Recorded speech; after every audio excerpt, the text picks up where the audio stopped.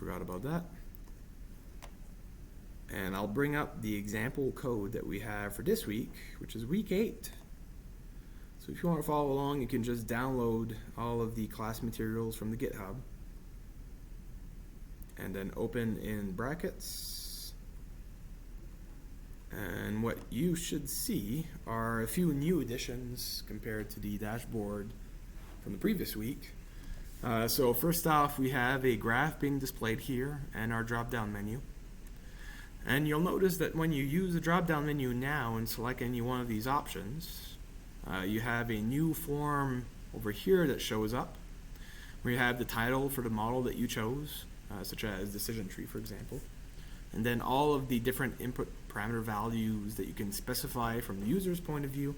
So if you happen to have trained your decision tree model with attributes such as gender, you can choose either one values like male or female, title, so Mr., Mrs., let's say Miss, passenger class, so those class values ranges from 1 to 3, the embarked attribute, which was Sherbrooke, Southampton, or Queenston, then the number of siblings and spouses, that being a slider bar, so you can indicate the number, and that's a little bit more of a bad design there because I didn't include the little numerical value.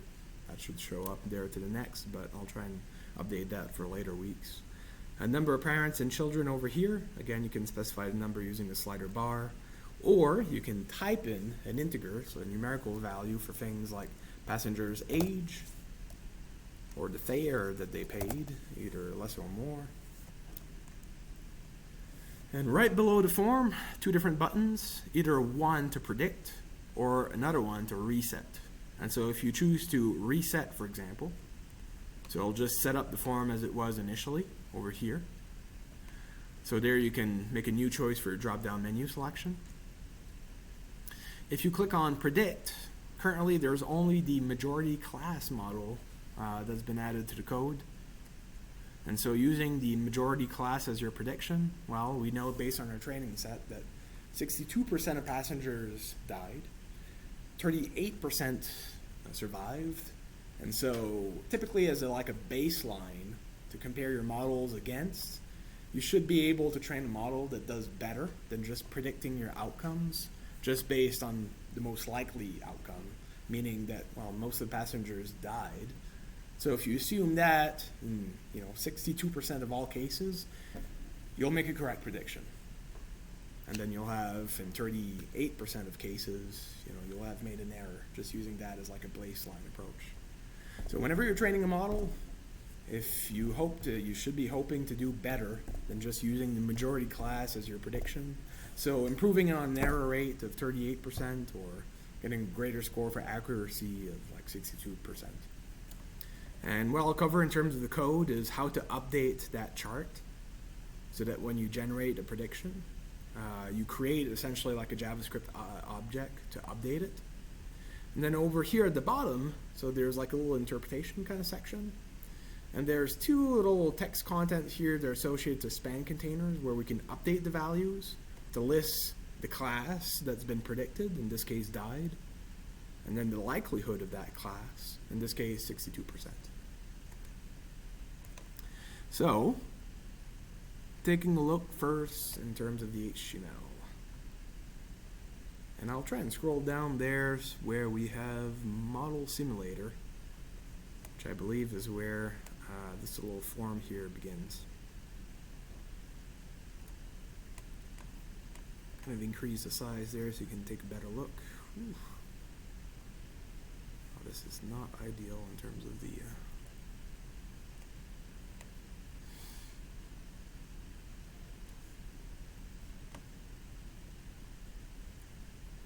I'm going to try and zoom out here for a little bit so you can better see the code. There's a lot of indent on the left.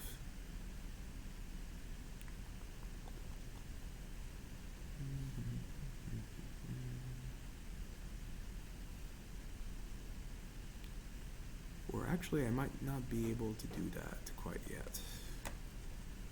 Okay, well, let me just kind of talk through it. So if you scroll down to line 120 is where our form starts. Now, based on the previous week, we already covered how to do a drop-down menu. If you take a look at just a little bit below on line 133 is where we have a select tag. And there are a few options, and that was our first drop-down that we created during the previous week. So essentially the select element is your drop-down menu. The options tag are all of the list items that you can choose from, including majority class, decision tree, neural network, naive Bayesian model. The only notable thing here is in terms of the class attribute value. So it has form dash control, which is just used by the Bootstrap 4 framework to create like a little bit of styling to make it look good. And very important is the ID attribute value. So the value for the ID here always has to be unique, because we're actually using this as part of the JavaScript code to select the element and then assign it to a variable. So that won't change. For all of our additional inputs, we'll always need a unique ID attribute value. So if you create a new input, for example, just make sure to relabel that input after copy-pasting that little bit of code to assign it a different name. You'll notice scrolling down for all the additional inputs, you'll have things like input-gender or input-title over here at the bottom. Again, input-class. So just making sure that those IDs have a unique value. And for all of these inputs at the top, those are just little slight variations on the drop-down menu. You'll notice again here for gender, so that was a new input that was created. So here I just started off like a new form element. So we have an ID assigned to that form. And importantly, a class here, value of d-none for the new form. So when the HTML is actually rendered in the web browser, so what you see is this form over here, where you can select the type of model that you want to apply, and also the div container div chart 3, which renders the graph, our radial or radar chart, with like all the error values that are associated to all the different models. So initially, like this is visible up here, and this, because we added in our class d-none, so that's actually not visible. So display is equal to the value of none in the styling properties. So first off, over here we have an H4 level header, which is model-label, and has no value assigned to it. Now you might guess that that value will just assign through our JavaScript. So when the user makes a selection, like for example selecting majority class, our H4 level header is actually right over here, so majority class. So we'll just kind of update the content of that H4 level header using the JavaScript when the user makes a selection.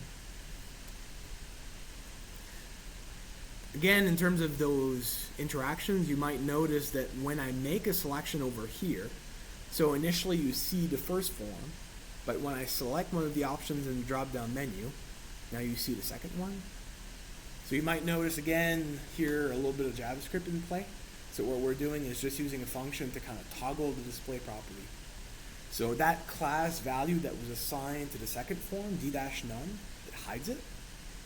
But when the user actually selects something from that drop-down menu, so we'll remove the class value from the second form, and then we'll assign d-none to the first form. And that's what's kind of toggling the display property of both of those forms. So if I were to like view this website here,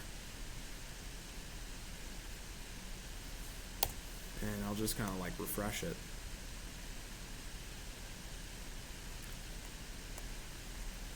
So the first form here is visible, but in our code, if we were to use the developer tools,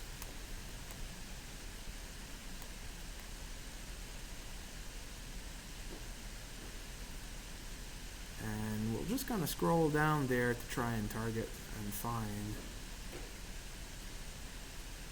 where that second form is located.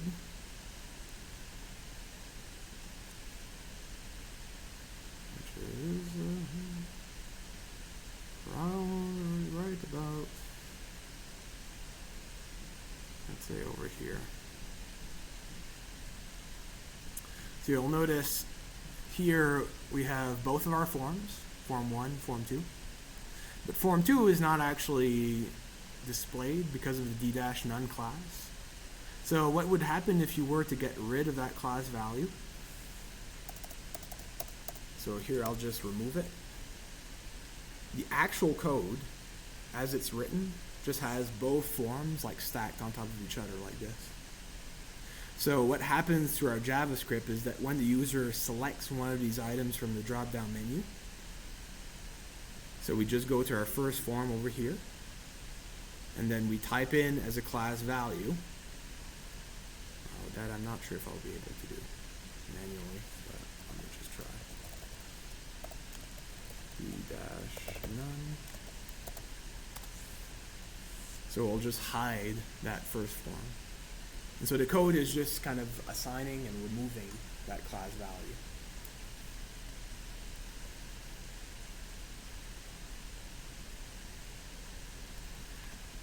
So initially there's not a whole lot new things to really cover in terms of the code. I mean, all three of these attributes, all four actually, sorry, because they're treated as nominal attributes, typically a drop-down menu is a pretty good option in terms of just allowing the users to add in those values. They're predefined. So that means that, you know, like if you were to use like a text box for like classes, for example, you don't want a case scenario where the user types in, I want a class value of 4, because there's none of those values that exist in the data set. And likely, if you try to handle a value like that through your model, it'll just result in an error. So drop-down menus, just having all of these different values predefined. I mean, the only kind of trick to creating a new drop-down menu, start off from here with your div container. The div has a class of form-group, which is just used again by the Bootstrap 4 framework to add in like a little bit of styling. So we'll add in like a little bit of margin to the top, a little bit of margin at the bottom to kind of space all of those inputs out. Here you have your for attribute indicating the ID attribute value. So that label is assigned to the select element right at the bottom. So the IDs are the same. And then the class of form control, again, just used to add in like a little bit of styling properties to the drop-down menu itself. And just make sure that you change the ID attribute value here for all of the new inputs that you create. So the IDs, they always have to be unique. And then the select tag followed by the options to list out all the different values that the users can choose from. And that applies to all of the nominal attributes. You'll see that it's pretty much like copy pasting, but just changing the values, changing the value of the ID, changing the values of the options. Do you have any questions so far? Yeah. So the next input, that one is a new option. So how to go about creating slider bars. And if you take a look at the documentation on the W3 School site for inputs, form inputs in particular, you'll see that most form inputs, I mean maybe like 90% of them, always rely on the input element, but different values that are assigned to some of the attributes within that element.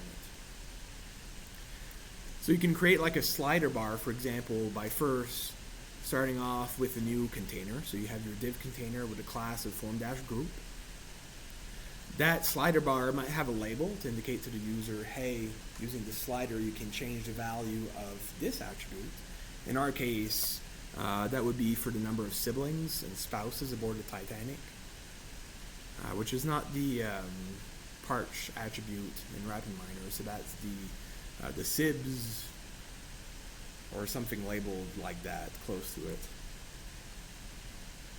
And then you can add in below the label your input element. The type value will always change depending on the nature of the input. So in our case, like a slider bar, so that's indicated with a value of range. So if you add in your range as a string, followed by a class, the Bootstrap 4 framework does like a little bit of styling to slider bars.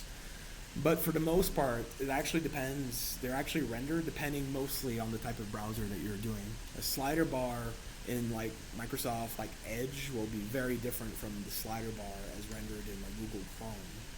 So they all have slightly different ways of rendering that input in particular. But if you are using the Bootstrap 4 framework, you can add in a class of form-control-range. Again, for some of these class values in terms of styling the inputs, take a look at their documentation in the form section in particular.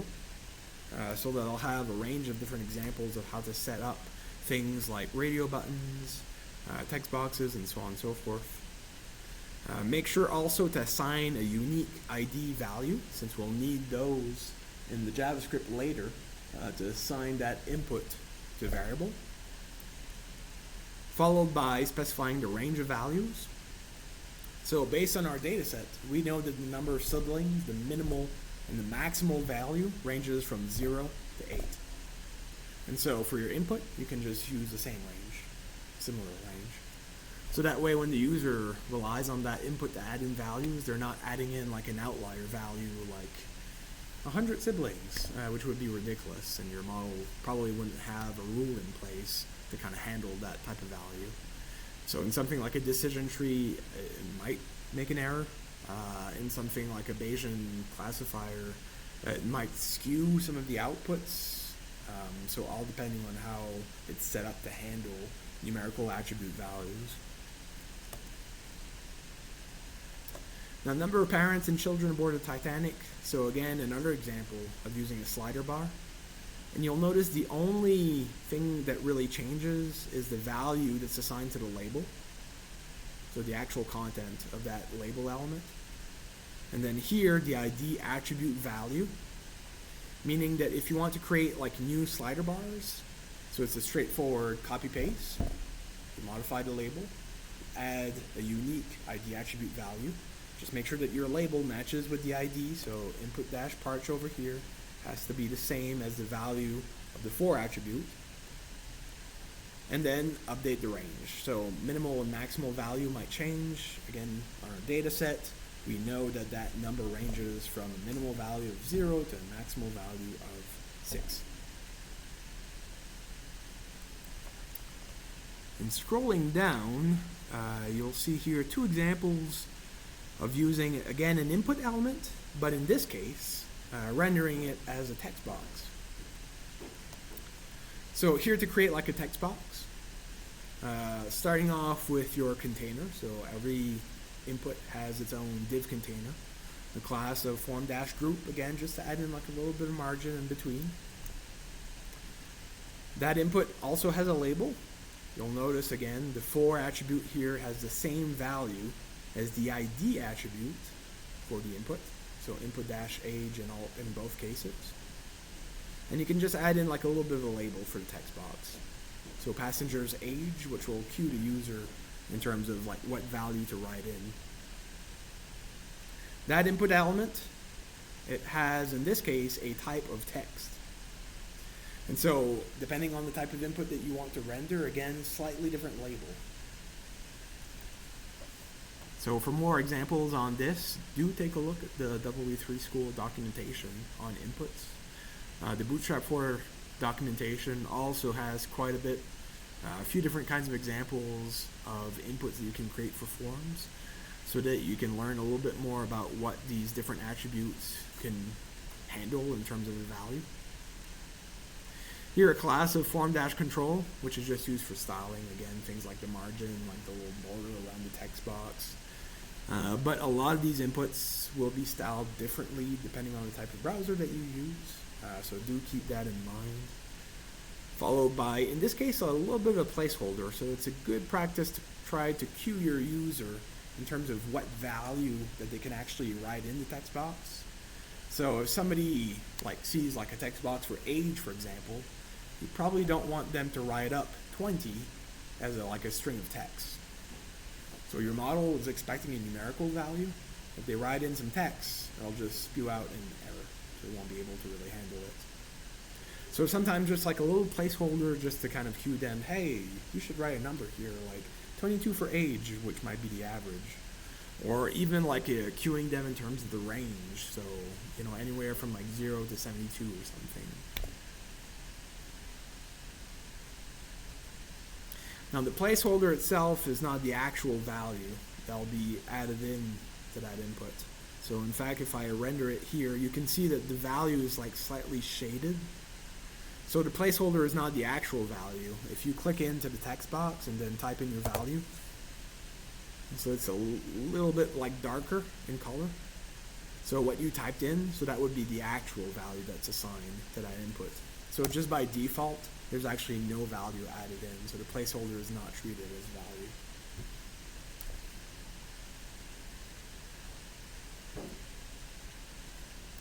And in terms of creating, was that a question, Dan? Stretching. In terms of creating a new input, as always, copy paste, don't write. So you have your div container, class of form dash group. The values that will change will be, on the one case, maybe the label for that input, like fare paid for ticket.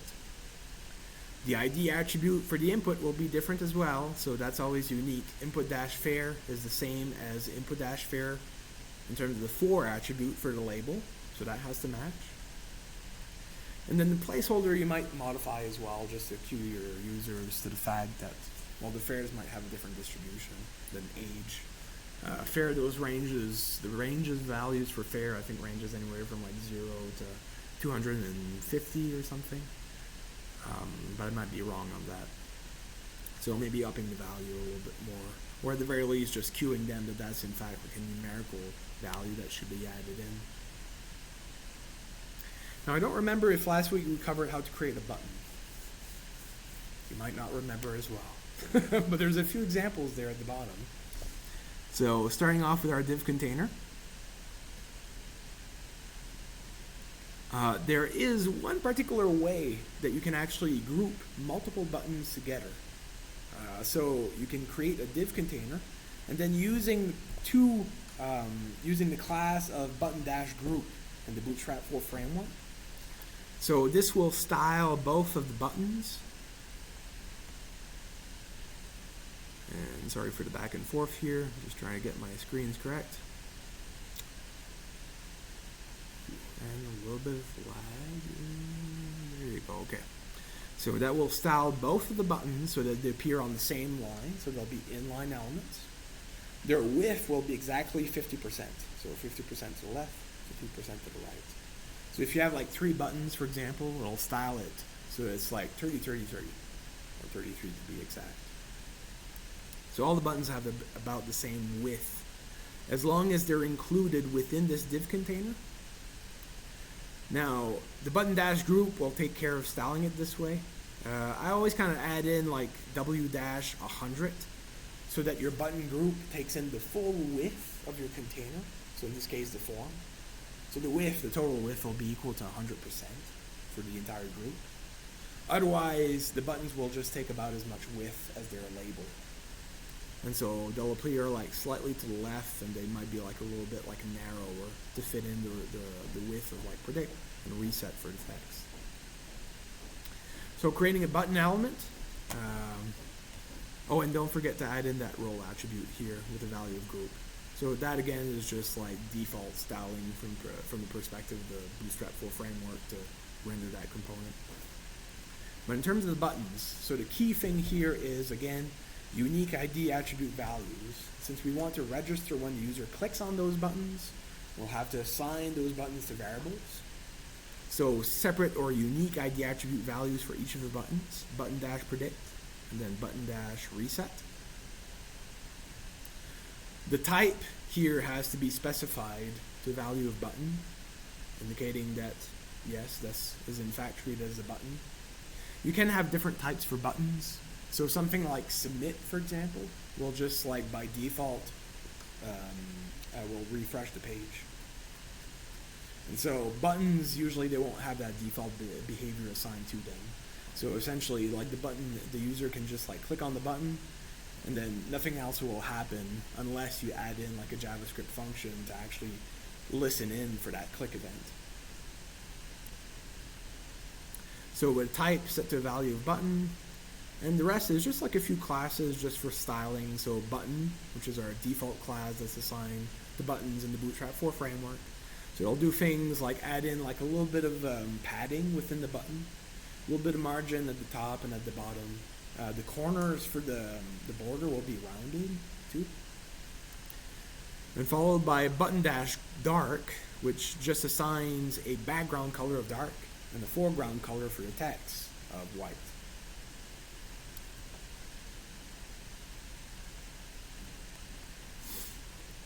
And that's about all that is new in terms of the HTML, but I also wanted to highlight two things that will update in the code, or three things to be exact.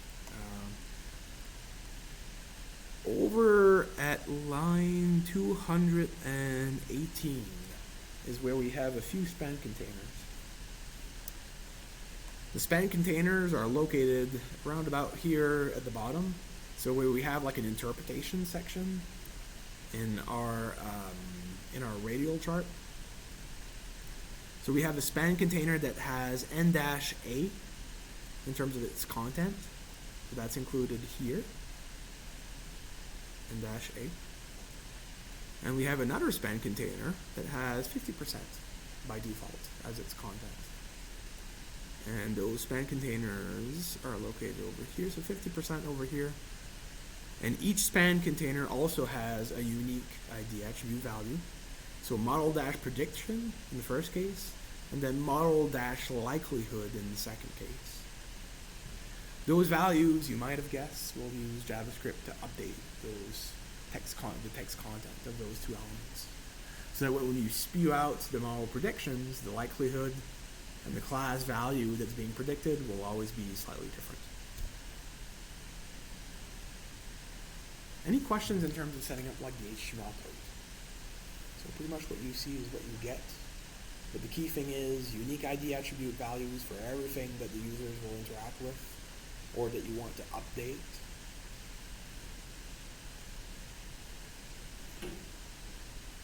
But keep in mind that if you do have different features that you've engineered and that you want to use in your models, you might have to create like a new input for it.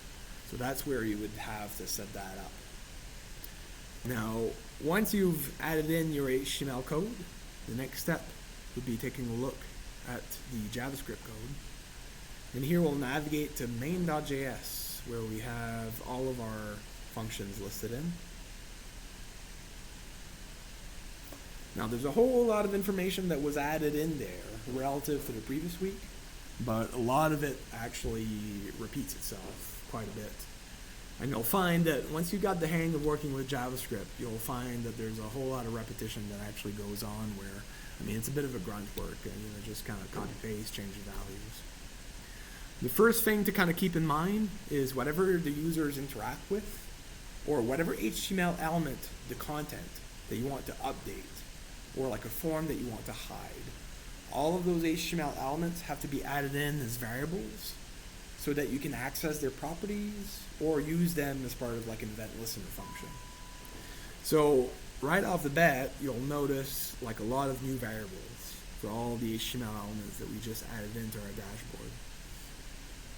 A few examples include all of our buttons. So variables for our buttons we've listed on from line 5 to line 7, again in the main.js document. So not much of new code here to show other than, we're just using the same method, get element by ID. So you get your element from the HTML document. In this case, our button has an ID attribute value of button-settings. And I always recommend, just for the sake of simplicity, use the same value for your variable. Don't make it too complicated. So it's easier to keep track of it.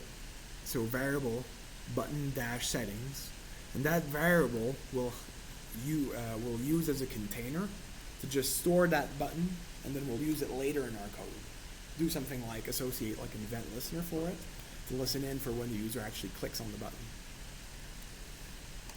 So again, just a lot of repetition. I mean, all of the HTML elements that we want to update the text property for. So things like model-label, which is this little bit of text here at the top. So right over here, our H4 level header. So that has that ID attribute value, model dash label. So here we're just storing that element in a variable. Model dash prediction and model dash likelihood. So those are our span containers at the bottom over here. So again, we're going to store those in variables since later we'll update their text content. And we've also created new variables for all of our inputs. So from line 16 to line 23, we've got all of our inputs ranging from the drop-down menu for gender all the way down for the text box to add in your value for the fare. Now, if you were to add in a new part to the dashboard that you would like to update, or add in any kind of new type of input, just remember to store them in a variable, because you'll need access to it in your dashboard code. That makes sense up to this point? Sorry about that.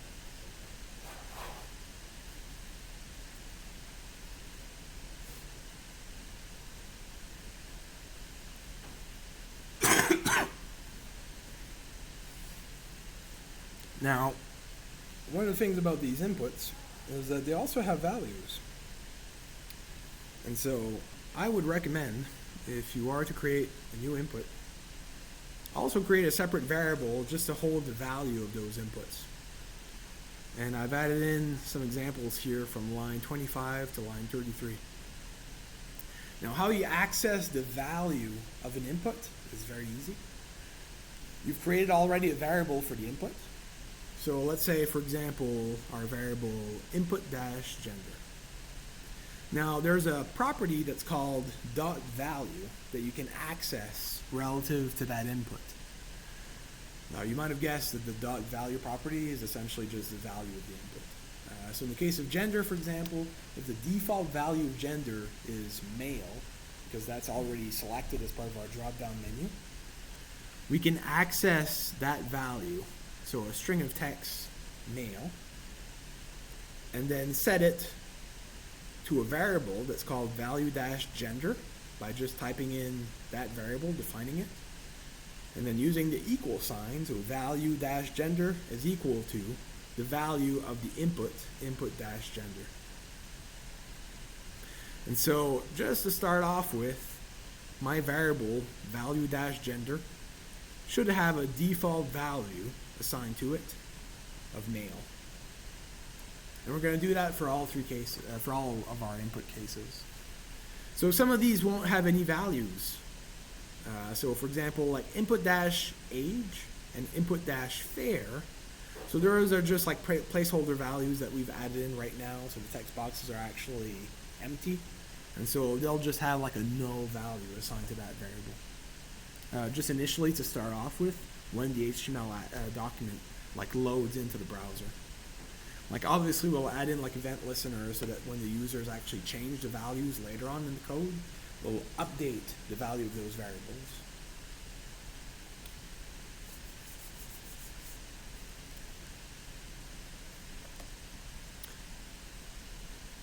So over here from line 35 to 50, I always kind of recommend too that you want to log in things to the console. So just in case that there's a typo in there, if you render the web browser, hopefully what you see in the console are all of your variables that contain HTML elements. Those should all be added into your developer console. So if we take a look,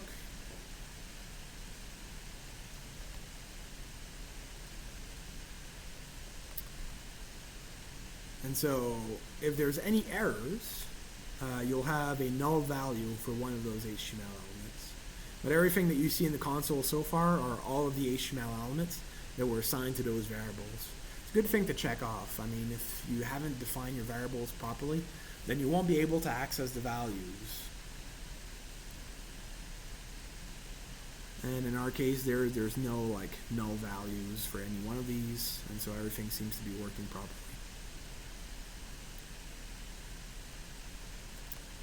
So scrolling downwards, and please stop me if you have any questions. So after we've defined our variables, we have to define our event listeners. And we've added in, again, quite a few event listeners, but the function never really changes. So that's from line 50 to 103. So initially what we had in terms of an event listener was just listen in for a click event to the button dash settings, and then do something. Like, for example, that container that holds everything on the sidebar, access the class list property, and then toggle the active class. So if it's in there, you can remove it, but if it's not in the class list of that element, just add that in. So that's how we just toggle the sidebar when the user clicks on the settings button.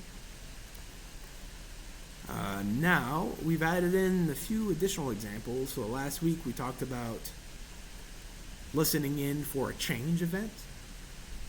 So accessing the drop-down dash model HTML element, listen in for whenever the value of that drop-down changes. And so here we have two functions.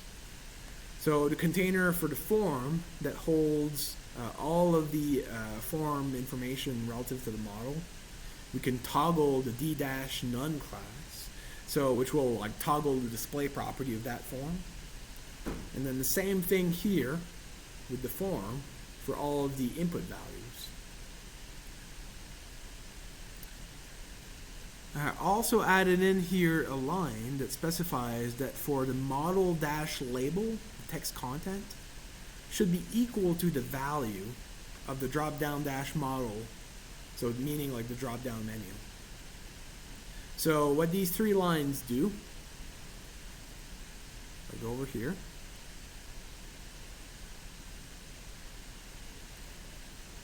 If I scroll down a bit. So what that function listens for is for my drop-down menu, and the moment that I actually choose a new value.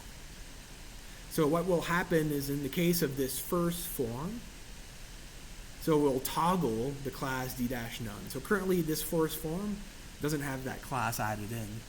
So using the toggle method, so it'll check for all of the classes that are added into the list of classes for that HTML element. Since the d-none is not included, so the method will actually include it. And so what you'll see happen is in this first form, so it won't be displayed anymore. So if I select here, so the value changes.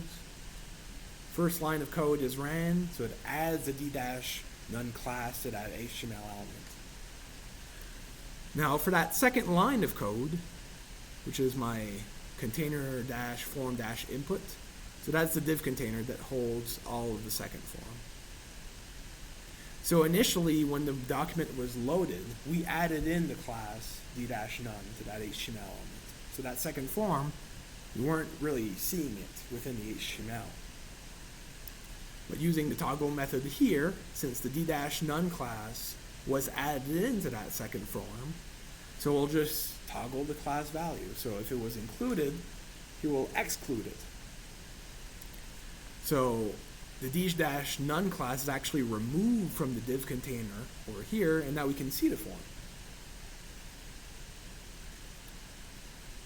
That third line over here accesses the text content property of the H4 level header, which is model dash label over here. Now previously within that H4 level header, there was no text content. So what we're saying through that little line of code is to just say, hey, the value for that text content property for that HTML element, the H4 level header, that should be equal to the value of the drop-down menu. So since I selected decision tree in the drop-down menu, so I'll just use here the value property for the drop-down menu, which was decision tree, so a little bit of a little string of text. And then we'll assign that as the text content property for the H4 level header. So this is why every time that I make a new selection over here, so if I were to reset it, so if I were to select neural network, you'll see this as the value of the H4 level header. Or if I select naive Bayesian, so still a new text content.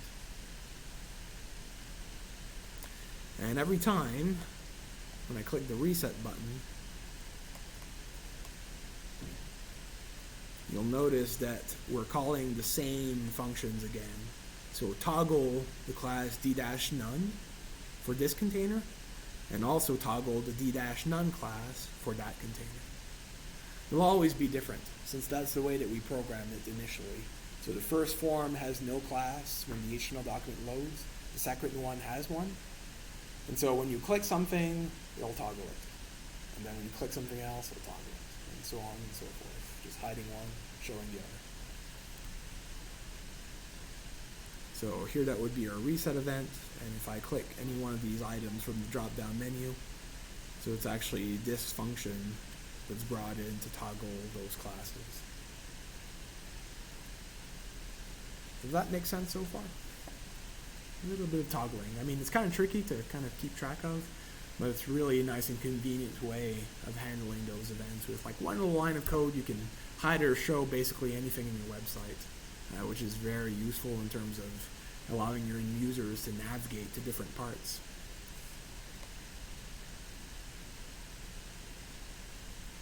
Now, right below is our button dash predict.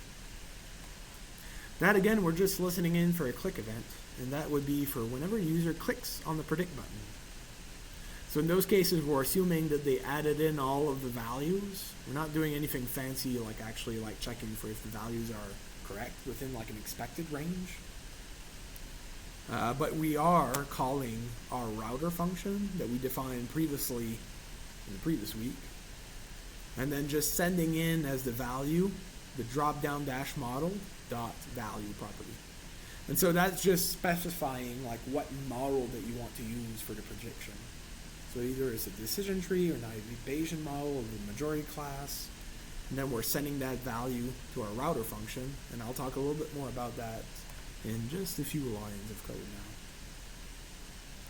now. Before this, actually this line of code on line 71 we can delete, since that is doing nothing. Drop-down dash model dot add event listener and then the click event, so that's a little typo. So we can get rid of that. And all of the following functions are just listening in for inputs that are assigned to our form. So you'll notice, for example, like input dash gender, and then adding an event listener for the click event. So whenever I go here and then I click on this drop-down menu, what will happen is that the value of the input, so input dash gender, so input dash gender is the actual HTML element for the drop-down menu, the select element. We're accessing the value property to get the string that they selected, so either male or female. That value is assigned to our variable that we're using to store the actual value, so value dash gender, which is different from input dash gender. So in this case, if I selected something like female, so the value of female, which is represented by the .value property over here to the HTML element, female will just be added in as a value for the variable value dash gender. In fact, you can log this to the console just to make sure that it's happening correctly. Now, if you remember in the previous week, we tried out comparing the click event to the change event. Actually notice that the change event works a little bit better than the click event. So just for the simple reason that like initially, like when you click here with the click event, so we'll actually register that first click and then we'll update the value. So using the same value here that was already predefined. So for all intents and purposes, like, you know, instead of using like click events here, like I'd actually recommend to change that to like change events. And that will give you actually a little bit more reliability when it comes to updating the values of all of your input forms. I'm going to change that for everything actually. Even with the slider bars, you'll notice like click events. Like if I click on it and then release the slider here on the bar. So, the click event is not necessarily like the best way of doing it, because what you actually want to listen in is like for the button release event practically. So you get like much more like accurate values when you use like the change event here, which for the slider bar, like we're already using like the change event. So for input dash parch, input dash age and fair as well. So here using just the click event for that input, not the best option. If you click on it, that's fine. I'll just register the value that's inside it already. But what you actually want to listen for is when the user updates the numerical value.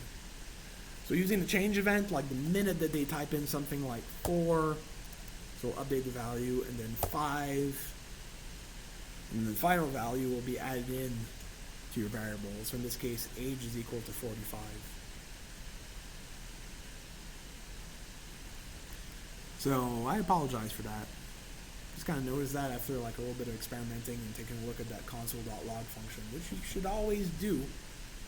So don't listen to what I say. Always test for yourself to make sure it's actually working properly. But the change event there will serve you well. So just make sure that whatever minute changes happens with these inputs will be stored to all of your variables.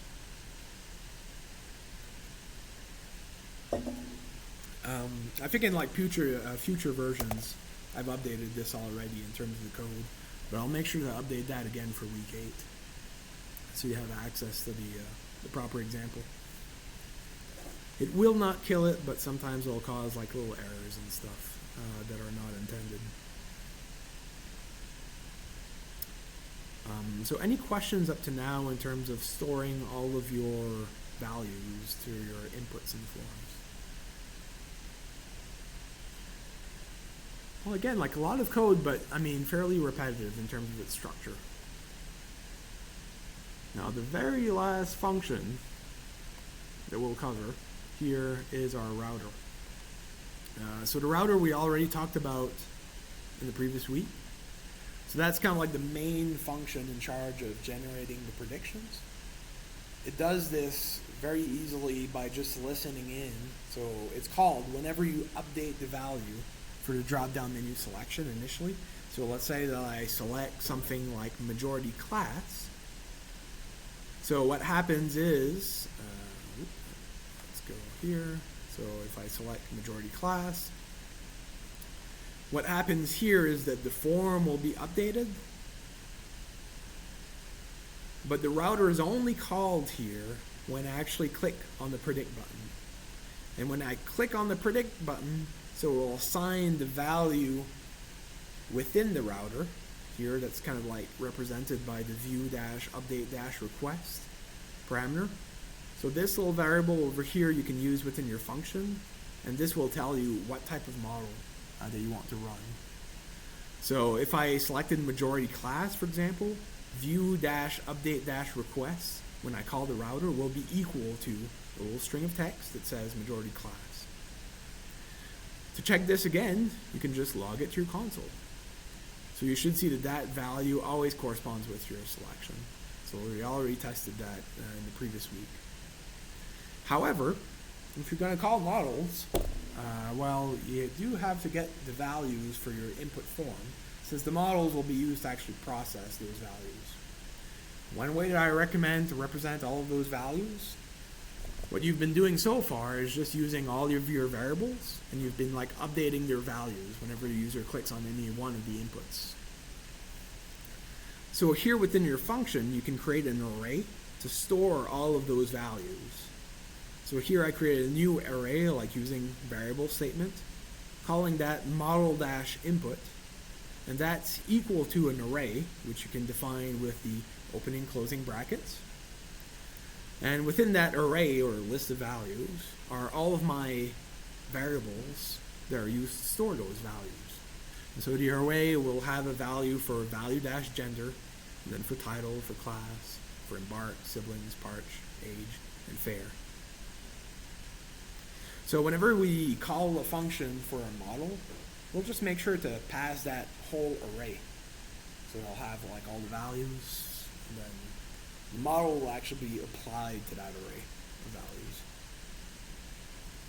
So here, just like last week, we have our switch statement, and then we're passing in the parameter view-update-requests, our variable, and that just tells us which model that we want to run. So in my case, for example, that might be a value that corresponds to a string of text, as in majority class. The value of this variable is compared against all 5 cases. Now, there's a default case at the end, which is just like a default behavior. If you happen to have like a weird value that you're not expecting, it'll fall under that category. In our case, they're all pretty well defined, so that won't never happen. But you can just add in your default case there and then a break statement, just as a fallback option, just in case. But we have 4 really different cases to evaluate against. The first one is case majority class. So if the value of that variable, view-update-request, is equal to the value of this case value, majority class, which it should be, since that's my selection. So it'll execute this block of code, will hit the break statement, and once it hits the break statement, it'll jump out of the switch, and that'll be the end of the router function. And so whatever gets added in this little block of code over here, from line 112 to line 118, is what will actually run when you click on the predict button. So for the remaining weeks, what we'll just do is just add in. So for all 3 remaining cases, decision tree, neural network, naive Bayesian, we'll just add in like a little bit more on all 3 cases to just update our graph. So the first line of code that's get added in within that case is calling the actual function that corresponds to that model.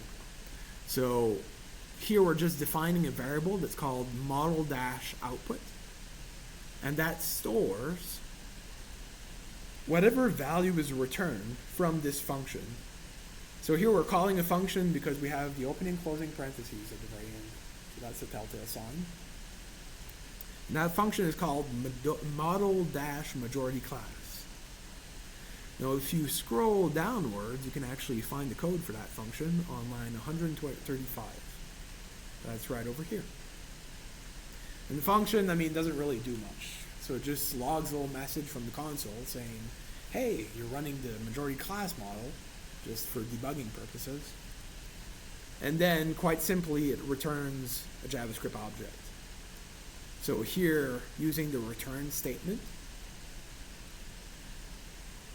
now that's a JavaScript object because it has the telltale kind of syntax to it, opening and closing curly braces. And within your object, you have properties and values. So those are all separated by strings. So in total, there's 4 properties in that object. So the first one being prediction, which is the model output, essentially like the class that you're predicting. In this case, the passenger died. So died here would be the value. So the property and the value is separated by a comma. And then all different properties in your object are just separated by parentheses. And so the second property is likelihood, the value of which is a percentage value, so 62%. The third property is series-survive, and that's a count. So it has an integer there of 38 as a numerical value. And the fourth property, series-died, again, a numerical value of 62. Now the last 2 properties are what we'll be using to update our radial graph, which will display the predictions. The first 2 will be used to update the predictions that are added into our span containers at the very bottom of our graph. And so if I scroll down to our graph over here, our prediction of died should appear within the span container over here in the interpretation section. The likelihood value, our percentage value, should appear over here for the span container, which right now is valued at 50% by default. Series survived and series died, these are numerical values. And those will be used to update the series of this radial graph, where survived should be 38, and then died should be 62. So what the function will do, it'll just return JavaScript objects. So it doesn't do much. So in fact, whenever you call that function from the router over here, when you call that function, what gets represented over here is just the JavaScript object in of itself. So it's just like return, essentially. And it's stored within the variable model-output. What that allows you to do is to access all of the different properties for that object. So here I have like two console.log statements, just to test if things are working properly. And what you're accessing through the console.log is, first off, the variable that holds the object, so model-output. And all of these objects have different properties. So you can list them over here as, like, for example, .prediction or model-output.likelihood if you'd like to access that value. Now you can do the same thing with the series-survive and then the series-died if you wanted to. So it's always good to log these directly just for testing purposes. And in fact, if I click on predict over here and I take a look at my developer console, what I should see in terms of the little messages that appear is right down below. We have died that appears in terms of the console from line 113, and then 62% that appears within line 114. And those would be the two little lines of code over here. Does that make sense to everyone up to this point? Really important point. So if you happen to have deployed your model by writing in new lines of code within your function, always test to make sure that the resulting JavaScript object that's returned by that function gives you values that kind of make sense. If it doesn't, then there's like a little bug within your function. So you have to fix that. But that's how you know. You just log the returning values. So those values we can use right off the bat to update the span containers. So we know that our model-output for the prediction, that should be assigned as the text content for the span container that has the ID of model-prediction. So here we have our span container that's included within this variable. We're accessing the text content property of that HTML element and then just updating it so it's about the same as the label that we've predicted through our model. So in this case, we scroll downwards. What we should see over here for the value, the text content of our span container is died. So the label that was assigned through our model. So the same rationale over here for the likelihood on line 116, our span container model-likelihood has a text content property. We can update it using the likelihood property that's assigned to that JavaScript object that was returned from the function. So if we take a look over here, 62% for our likelihood. Now, these two little methods are special cases, and that's referring to methods that are already predefined, made available to you through the Apex charts library. Now, my little radial graph over here is assigned to a variable that's called chart4. And once you've defined the chart that you want to update, well, there's two methods that you can use in particular to update values relative to your chart. One of these is update options. Now, if you remember the documentation from the Apex charts library, one of the properties that you can have access to as like an option is the actual title of the graph. And so you can update that part of the JavaScript object by specifying title within your opening, closing curly braces. And then in terms of the title, I mean, you can change like a lot of things, like the font size, you can change like the font color. But one of the properties of the title is text. And then you can just update the value of the text, majority class. So previously there was like no values that were assigned there in terms of the title of that chart. But you can just like update the text to specify which model that you applied by just changing the value of the title, like the text property. So here you have the new title that appears, majority class. And over here at the bottom, you can also use the update series methods to change the actual data that's assigned to the charts. So one of the values, one of the JavaScript object you've created when you define these charts, in this case chart 4, is a series. The series always holds values like the actual labels and then the data values. So the actual count data that's assigned to that chart. So what we're returning here within this method is an array, and that array has two different values. So first off, we have to access our JavaScript object, model-output, and then refer to the property series-survive as the first value of our array. And as the second value, that will be series-died. So this updates the count data that's assigned to the chart. So now died actually has a numerical value assigned to the series of 62, and survive has a numerical value of 38. So pretty much like the output of the model that's being displayed there in the chart.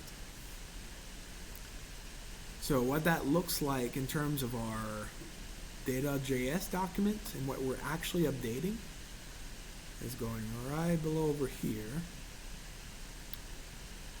And let's just find our radial chart, which is the fourth item of that array. So it starts off right about here.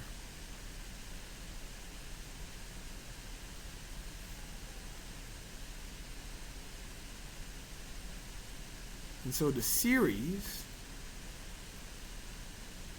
would be these values here. And these two values are what we're actually updating. So the first one being survive, so that by default, which was like 50-50 chance.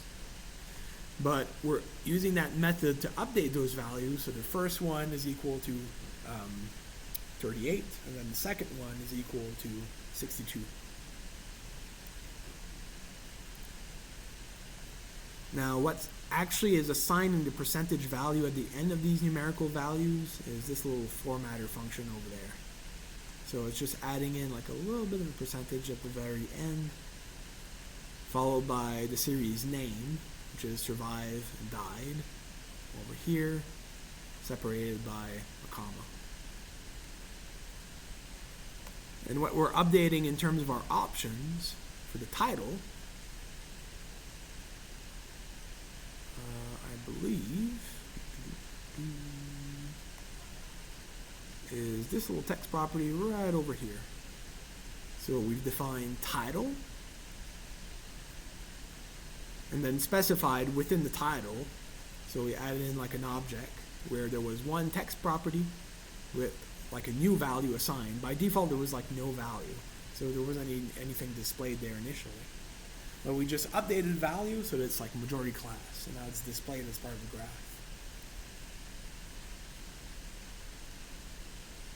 And it's important to mention that for all four models, all of these lines of code will never change. The only thing that will change is the returning JavaScript object that's added in there. So in later weeks, the only thing that you'll do is copy paste all these lines of code, add that in at the bottom, but change the function that's called. So instead of being like model-majority class, it might be like model-decision tree. And over there at the bottom, we'll just make sure to create a new JavaScript object where we'll update these values depending on the output that you get at the end of your function. So instead of like your prediction died, it might be like prediction survived with like a likelihood of 82%.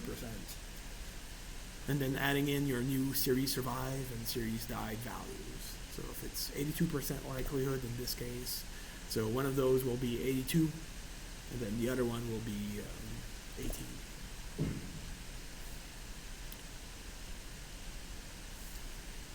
Now, does that kind of make sense in terms of updating our charts and how all the little bits and pieces of code are all kind of playing together nicely?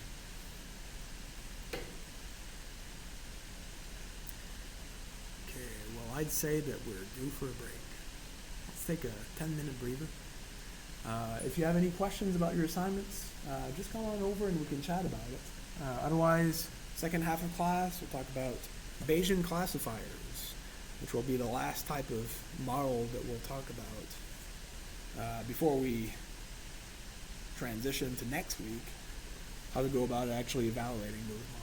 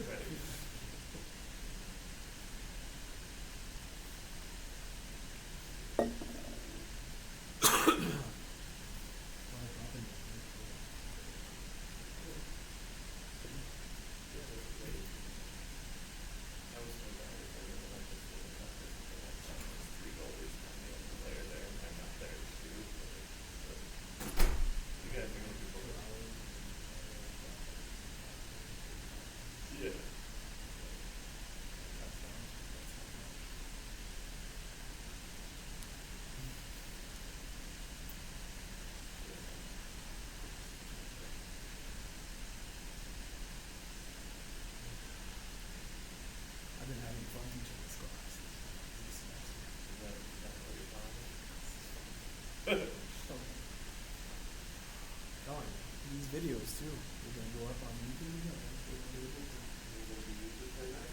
Quick. You have an influencer. You have a Netflix special. Oh, that's my retirement plan. Move back home and start a business out of it. Yeah, make a baby.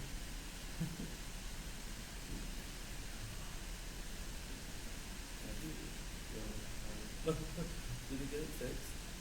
The study with the VR stuff? Yeah, we're good to go. Yeah. We had a little bit of technical problem and stuff the last time. I think it's just a matter of when you start up the laptop, the headset has to be connected to the laptop in order for it to work. Yes. If you unplug it during your session while it's active, it'll just register as like an error and won't be able to read it anymore. So you just have to make sure you've got headset plugged in. When you turn the laptop on. Then Okay. Yeah, because even when I do it on my phone, I've unplugged it with simple switch to it very it's weird. I don't know if there's like two graphics cards in there, so it might just be reverting to the one. It's actually not supported the default one, as opposed to like the VR graphics card and the video one, which is like a little bit more like high performance. Well, and like they're just treating it as a display, and so when you unplug it, that's all it's treating the headset as. It's a display. Yeah. So when you unplug it or plug it in randomly, now it's trying to calculate how many displays it's running. And because I've got two monitors at home, and when I mess with that, it messes with one of those displays. It's not really fun. No. Yeah. It sucks. I had to cancel participate. He updated everything. He updated all the drivers and everything. Yeah. Jim, of course, played it downstairs, and I got it fixed. Of course. Few minutes and stuff, and he noted that because I don't know that like 6 cents for how things break. Yeah. But Well, they whisper to the fan for it, and then they whisper back. so hopefully we'll have the participants coming in at time slots for Tuesday, Wednesday, Thursday, Friday. Always at 1. I think with the exception of the Friday at 12. Or Thursday, whenever we meet. So hopefully that is one of those 4, and then Sunday will show up. And we've got many people. At least one. Single day to do another gift like that. Yeah. Have it running. And now it leaks in the month.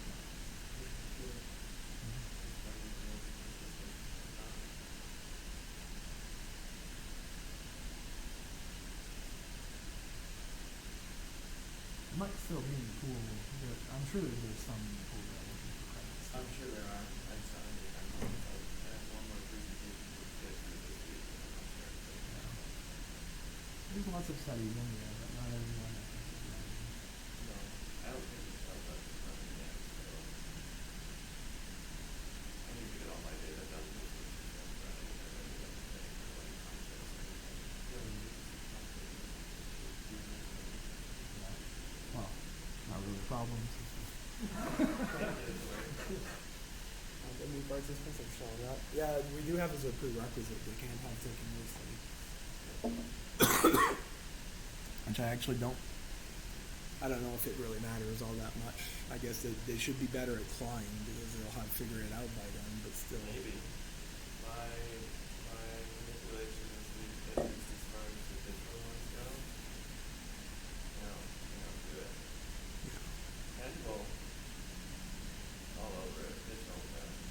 Yeah, I think it would be fine to remove that as a prerequisite. I mean, it would be fine to run it, including it, but it doesn't kill it because there's no explicit instruction, I think, in your protocol to teach them how to do it, and so. No, and I mean, even with, if they took mine and then did Michelle's, it would be fine. Yeah. Because at the end of mine, I tell them what they all were. Mm. And in Michelle's, she tells them at the beginning what they were. And so, if they took mine first and then hers, it wouldn't matter. But if they took hers first, my question is figure out what this is. Whereas she tells them what they are. Assuming that they remember, yeah. Yeah, exactly. Because I did have one person who actually managed to repeat my study and they didn't remember. I don't remember what I did 2 weekends ago, so.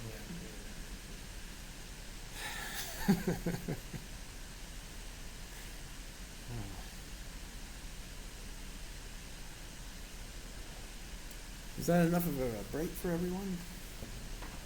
Just decompressing from all the code stuff. just throw another monkey wrench at you. Talking about Bayesian classifiers. Different kinds of representation for your data, which just happens to be a simple one. That's the nice thing about Bayesian classifiers. Very straightforward when it comes to your representation. Starts off with pretty easy assumption, since these are like naive Bayesian models. So the naive assumption there is that pretty much all of your feature makes an independent contribution towards predicting the outcome variables or your target. So in this case, different classes, whether or not the passengers were more or less likely to survive. And so that kind of model doesn't necessarily do as well as something like a representation like neural networks, which is kind of useful for capturing possible interactions between attributes, possibly like nonlinear relationships. Naive Bayesian models, a little bit simpler than that, but they still perform very well in certain cases. So you have to assume two different parameters, which are the prior probabilities of observing any one particular class that you want to estimate. In our case, we have our survival, which is our target attribute, has two classes. So either you survived or you died. So there's a certain probability of each of our observations of falling under either one of those classes. So for instance, we know right off the bat that more people actually died than survived. Around about, I think like 68, 32 or something %. So the prior probability is meant to capture that difference. Now there's an additional parameter that's called the conditional probabilities. And that is the probability of an observation having a certain value falling under either one of these different classes. So either survived or died. So both of these parameters we can calculate straight off of our training set. And then classifier, which the formula is shown over here, right below, just takes into account or calculates what's the probability of one particular observation belonging to either classes, so either survived or died, as equal to the conditional probability, so which are the probabilities of a particular value of one attribute given either one of these classes times the prior probability. And so what you're just basically doing as part of this classifier is multiplying different probabilities together. And then you'll have two outcomes, either one outcomes for each class, so the probability of that observation belonging to class either survived or died. And what you're looking for is the maximum probability of that, either one of these outcomes. Or how they refer it within modeling, like the maximum posterior. And so we pretty much assume that we have one particular observation. So it's like an array of values. So we have a certain amount of attributes that we're considering as part of our prediction. So like the number of siblings, number of, I always forget, the number of parents and children, the different classes, we have age and so on and so forth. So all these attributes have different values for which we have to calculate the conditional probabilities. We know the prior probability of our outcome variable. So the probability of an observation either falling under one of these two classes is our prior. So either survived or died. And so we've derived this formula for the classifier pretty much based on Bayes' theorem, where our maximum posterior that we're trying to find is equal to the conditional probability times the prior, divided by this probability over here, which we're assuming is always constant, given our assumption that each of the attributes have an independent contribution towards predicting the outcome. So what we're looking for is the maximal probability of either one of these outcomes, essentially. And I'll kind of walk through all of the different calculations, kind of referring to this example over here. So calculating what's the probability of buying a computer So we have two different classes as our outcomes, either yes or no. Based on one particular observation, which has these different values that we'll use to calculate the conditional probability.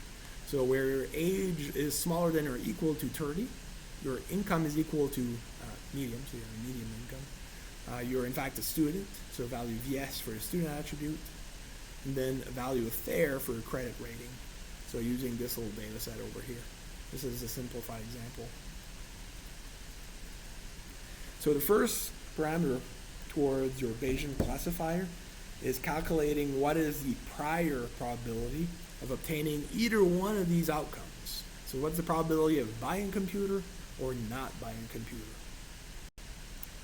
That prior is calculated by simply counting the number of observations that fall under either one of these two classes divided by the total amount of observations in your training set. So let's say in our training set we have 14 different observations. So 1, 2, 3, 4, 5, 6, 7, 8, 9, 10, 11, 12, 13, 14 to be exact. So 14 being our denominator. Well, we have 9 observations where that outcome was actually observed, where people actually bought a computer.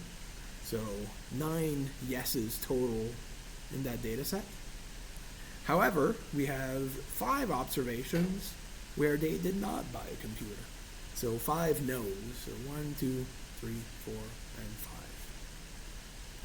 And these are quite simply our prior probabilities that we'll have to use as the first parameter within the model. So it's slightly more likely, all things considered, that you were to buy a computer as opposed to not buying a computer. Similar to the the Titanic survival training set, where, I mean, all things considered, it's more likely that people have died rather than survived. But that's one factor. And that factor, again, is just represented independently from all of the other conditional probabilities that you can calculate for all the different values of your attributes. And that factor will be weighed equally to these in terms of their relative importance. So in total, we have 4 different attributes: age, income, student, and credit rating. So we know right off the bat our prior probability of either one of these outcomes. So the goal here is to calculate the conditional probabilities for all of the values that we have in terms of the observation that we want to classify. So we know for our example observation over here that, for instance, age has a value lesser or equal to 30. So in terms of calculating the conditional probability for that value for age, so here I've listed a few examples on each of the attribute values. So starting with age is equal to, so smaller or equal to 30. So looking at the data set, right off the bat we know that we have 9 observations where people have bought a computer. And we know that we have 5 observations where people haven't bought a computer. So 9 and 5 would be the denominator of that formula to calculate the conditional probability. Since it's a probability, I mean given that actual class value. So here we're not using the total of observations, rather we're just using the total of observations that belong to that particular class that we're trying to predict. So out of the 9 people that have bought a computer, well, it turns out that 2 observations had an age value that was smaller or equal to 30. And those you can see highlighted over here. So out of the entire data set, so there's 9 observations there that has yes as a value for buying a computer, but that also have a value of smaller than or equal to 30 for the age. So that conditional probability, 2 divided by 9, is equal to 0.222. However, out of the 5 observations where people didn't buy a computer, well, there were 3 of those where it turns out that the people that didn't buy a computer were slightly younger. So age smaller than or equal to 30. So that means that out of our 5 no's, well, there's at least 3 of them where age was smaller than or equal to 30. So in this case, this particular observation, that particular observation, and this one over here in the middle. Now, 3 divided by 5 being equal to 0.6, that particular conditional probability slightly more likely of you didn't buy a computer if you were younger, relative to, oh yes, in fact you did buy a computer and you were younger. So the probability here is just greater than this one. So given our formula, we actually have to calculate the conditional probabilities for all possible values of the observation that we are trying to classify. So we have to repeat that process for income, for student, and for credit rating. So if we go back to our observation that we want to classify, so income being equal to median, you'll see here the conditional probability for income equals the median. In the case of those observations where they did buy a computer, well, 4 out of 9, so being equal to 0.44, slightly more likely than not buying a computer, where there's only 2 observations out of 5, so with a conditional probability of 0.4. Does that make sense so far? And so we're calculating all the conditional probabilities for all of these different possible attribute values in order to create like a classification. So the question is, while considering all of these factors, what's the likelihood of that observation falling under one of 2 classes? Either they bought a computer or they didn't buy a computer.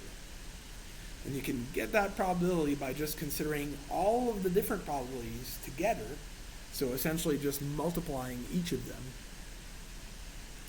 So these would be all of the conditional probabilities that are listed for each of these attributes. So in the case of age, for that particular observation, the conditional probability of younger people either buying a computer or not are 0.22, 0.6. So here it's slightly more likely that they were not to buy a computer. So in terms of median income, a little bit more likely here that they were to buy a computer. If they were a student, students need computers, and so a little bit more likely, so 0.66 compared to 0.2. And in terms of the credit rating, so a value of fair here for that particular observation, a little bit more likely given our training set that they were to buy a computer relative to not buying one. And taking into account the prior probability, so most often in our training set, we also find that people do tend to buy a computer. Well, you can calculate the probability of that particular observation for that particular person of not buying a computer as being equal to, given this formula, just plugging in all of your values. So first, your prior probability, so in this case for that outcome of no, is 0.357. So that would be the value over here at the end. Multiplied by each of the conditional probabilities. So here, the probability for age is equal to 0.6 for that particular outcome. So 0.6 being listed here. And then 0.4, considering the median income of observing that outcome. So 0.4 being equal over here. And then finally 0.2. And then 0.4. So each of these values multiplied together, considering all those possible factors, so the probability of that observation falling into this particular class of outcome, so not buying a computer, is equal to 0.0069. So we're not so much interested in terms of the absolute value here as finding the maximal value. So that's the probability of looking at this outcome. So if we look at the other outcome of buying a computer, so what does that look like? Well, weighing all possible factors, but equally in terms of their importance, the conditional probability of observing that particular outcome of buying a computer is a little bit more likely here. So our prior of 0.643, just add that in at the end of the formula over here. And then including all the conditional probabilities. So slightly less likely in terms of buying a computer if you're younger. More likely to buying a computer if you have medium income. More likely to buying a computer if you're a student, and then more likely if you have a fair credit rating. So those two values here weigh a little bit more heavily. We'll probably tilt the probability here in their favor of that outcome. In fact, you can see the probability is a little bit larger. So if that observation falling under that particular class of yes is 2.82% or 0.0282. Now, what's important is comparing one relative to the other.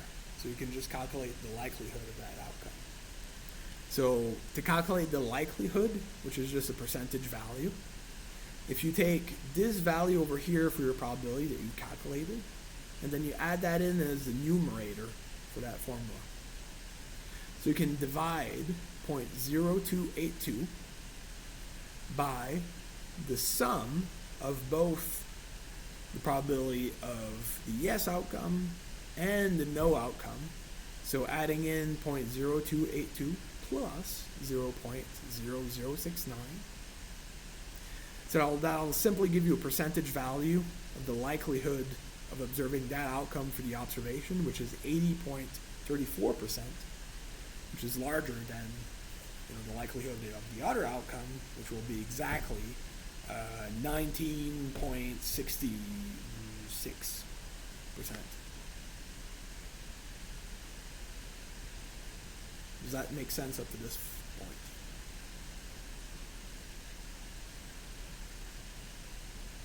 Give me a yes.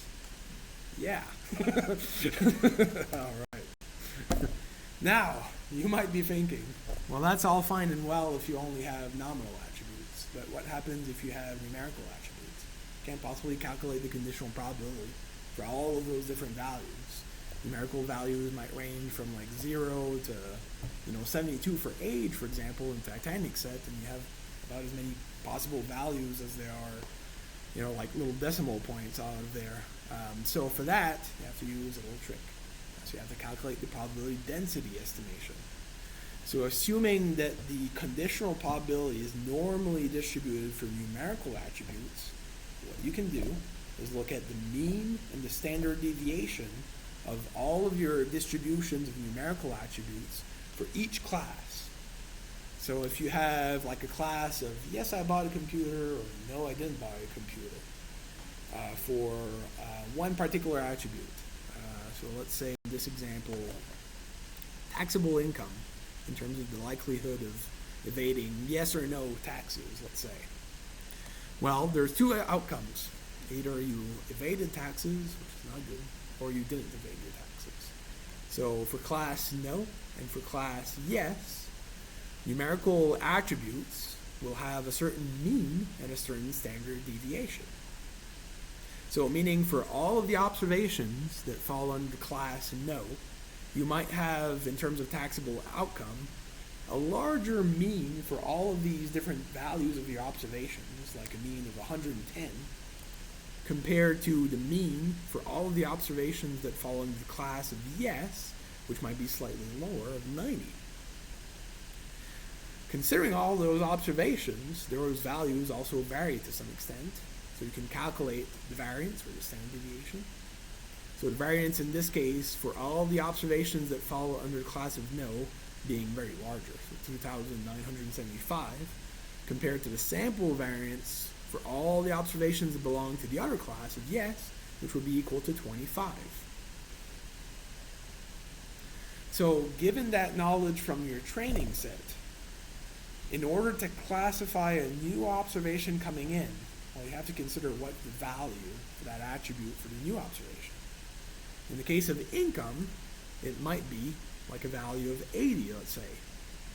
So what you actually want to calculate is the conditional probability for that attribute, income, having a value of 80 for both possible class outcomes. So either no or yes. So in this case, we have the formula here for no and the formula for yes. Now that particular formula is a Gaussian distribution formula. So it just creates like a normal curve. And in order to generate that normal curve, takes in the following values. So 1 divided by, for the denominator, the square root of 2 times pi times the standard deviation over here. Now that is multiplied by the base of the natural logarithm, so e to the power of minus x minus the mean of your distribution, so x being equal to the value of the observation that you want to classify. All of this to the power of 2 divided by 2 times the variance over here in the denominator. So a bit of a mouthful. But after you plug in all those values, so 1 divided by the square root of 2 times pi times standard deviation over here. So the standard deviation is the square root of the variance. So you'll notice like variance has that little power of 2 symbol next to it. So if you calculate the square root of 2,975, that will give you this value over here, times e, so your natural base logarithm, which is a constant.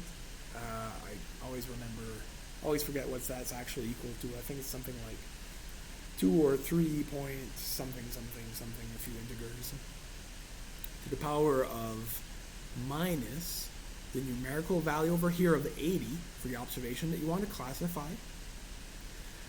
Calculating the deviation here from the mean, so 110, so you get your different score.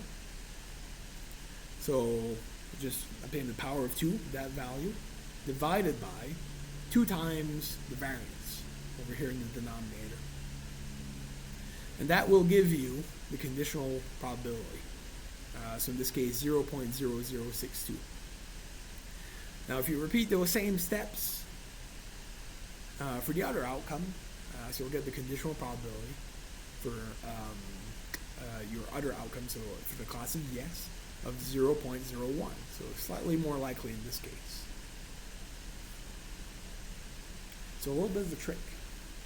So you can use naive Bayesian classifiers with numerical attributes. You just have to use that formula. In RapidMiner, when you get the model output, it will calculate all of the conditional probabilities, and will also calculate the mean and the standard deviation for all of your numerical attributes. So it'll pretty much give you everything that you need to implement or deploy the model by yourself. You'll just have to apply that particular formula in order to calculate the probability density estimates for all of your numerical attributes. And I'll show you a little bit later in terms of how to use JavaScript to get that, since there's like objects that you can call to get things like the value for pi and the value for e pretty easily. Also same thing for calculating like the power. Also a little trick when it comes to calculating or multiplying all these probabilities. If you just happen to have in your data set a nominal attribute where there's no value that's assigned to one of the possible class outcomes.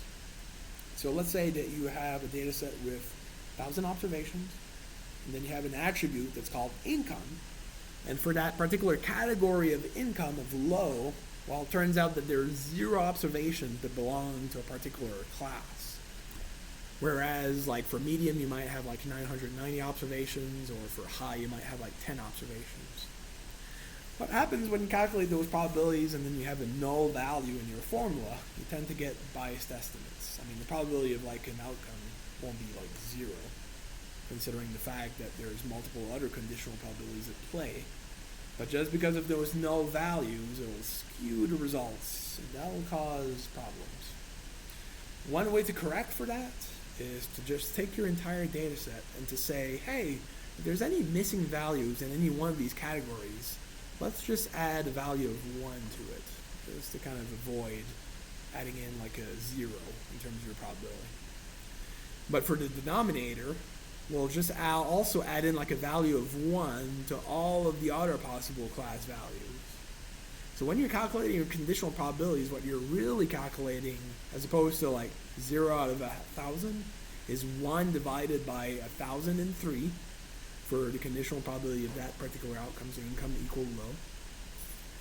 Same thing for median, so 991 divided by 1,003, so adding 1 to that value, and then again, probability of a high income, so just adding a value of 1, 11 divided by 1,003. again, like that particular outcome will skew your calculations, but it won't be skewed to the point of, just being like completely biased. I mean, it'll be like the conditional probability will be low enough to affect the results, but it'll still give equal weight and fair consideration to all of the other possible attribute values when you're generating your outcome. So that's called the Laplacian correction, and it's the only hyperparameter to consider when you apply a Bayesian classifier, at the very least that you can train in RapidMiner. So in your RapidMiner operator, there's a little checkbox for Laplacian correction. And you just want to make sure that when you train a naive Bayesian classifier that you check that checkbox. It's good. It'll avoid having that little issue where you have bias in the case of null values for nominal attributes in particular. So you want to watch out for that checkbox, make sure it's checked, because it's kind of pretty standard. And so you'll notice, like when you click on the naive Bayesian operator, so it's the only hyperparameter to consider over here, so the Laplace correction, so just check that value, and it'll just correct for that possible source of bias. So in terms of your output when you run a model, and here I'll just try running one just for fun. If you're following along, so I'm taking a look at the project file for week 8. They can download in your course materials from GitHub.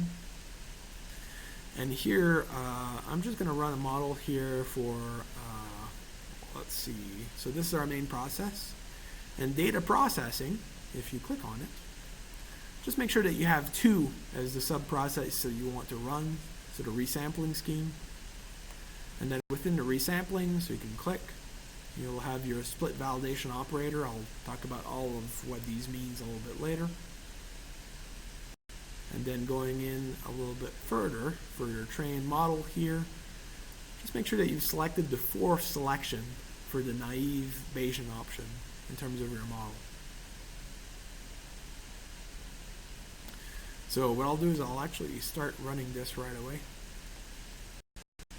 And then I'll talk a little bit about the outcomes here. So whenever you're using a Bayesian classifier, remember that the priors are not calculated for you as part of the model export. And so you actually have to calculate that stuff by yourself. Let's see here if I have, perfect. Okay.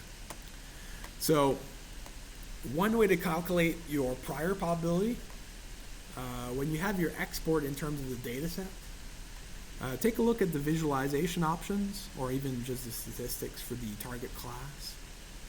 So if you take a look at statistics, click on the drop-down menu for survive. You'll have the count of either one of these outcomes, of not surviving or yes, surviving, that you can use to calculate your prior probability.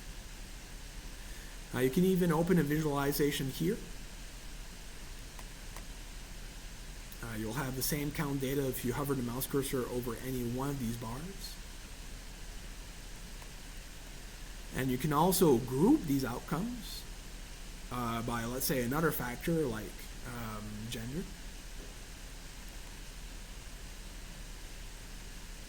Oh, that did not have the same anticipated effect I wanted it to have. Color the groups. Gender. There you go. You can also specify another dimension to add into that graph.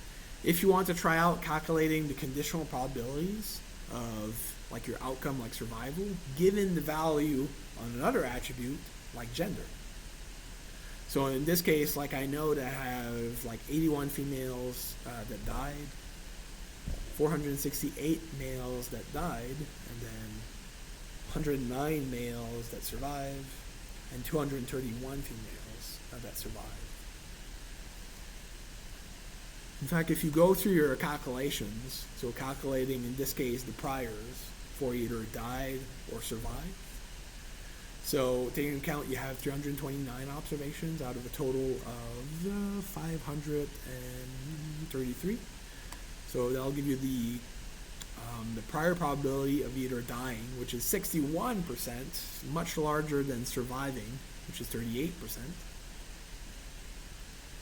You can also calculate your conditional probabilities from that particular count data. So 14.89% that you were like female and you died, 85.11% that you were male and died, and so on and so forth.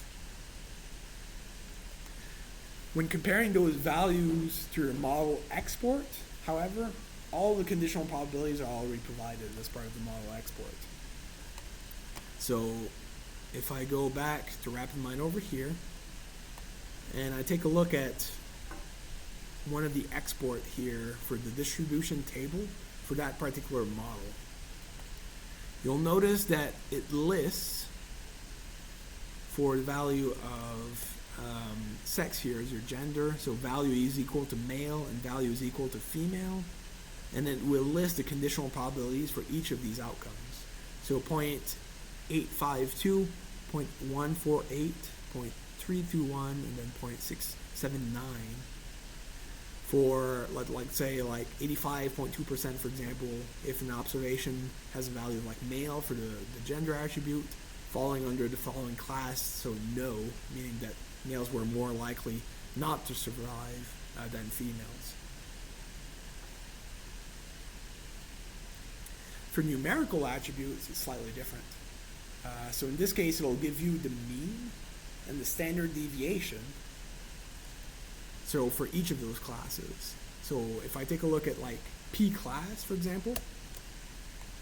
So here I have a mean for P class, so falling under the value of no, that's roughly 2.5. So which kind of makes sense. Like if you're in like the third class, chances are that you are more likely to die. And so the value, numerical value, is slightly larger. Out of all the observations that fall into that class, so I have a standard deviation that corresponds to my mean, so 0.736. And the mean value here for survival, so it's a little bit smaller, so 1.9 with a standard deviation of 0.863. So these you can use in terms of calculating the probability density estimate. If you take a look at the simple charts for the model, so you'll see all of these probability density estimates are plotted for you. So using that function, it falls under a normal curve. And so you'll see that the distribution over here, as you increase the value for class here on the x-axis, the probability density estimate is slightly higher here. So notice how like the tip of that distribution here is a little bit higher than it is for the other outcome here. So this line here that corresponds to the class here for survive like is equal to yes. So this is the line that corresponds for survive is equal to no. So if I look at my class values, and if I look at the value of 3 here on the x-axis, and if you take a look at the resulting outcome, so if you were to plug in a value of 3 as numerical value in your formula to calculate the probability density estimate, the value that we would obtain is roughly 0.225 for survive. So survive is equal to yes, which is a little bit smaller than this value over here, which is roughly 0.45, again for a class of 3. So you were more likely in that case to have died than survived. So looking at P class is equal to 2 and going upwards. So here the likelihood that you were to survive is actually greater if you were in second class, but just slightly compared to having died here. So the difference ranging from 0.4 to roughly 0.46. Then looking at your first class, so the probability here of dying is really low. So roughly between 0.05 to 0.07 compared to the probability of surviving in the first class, which is roughly 0.25 around here. So those, again, like you don't have to rely on the graph. You can calculate those values. So using your formula, 1 divided by the square root of 2 times pi times your standard deviation times the natural base logarithm of minus x minus the mean divided by 2 times the variance. So don't forget to power to the 2 here at the numerator. You get the following values, which range like 6 different points on those distributions to get the more precise like numerical values. And so you can see like if you had like an observation that fell under the third class, they were much more likely to die as opposed to survive.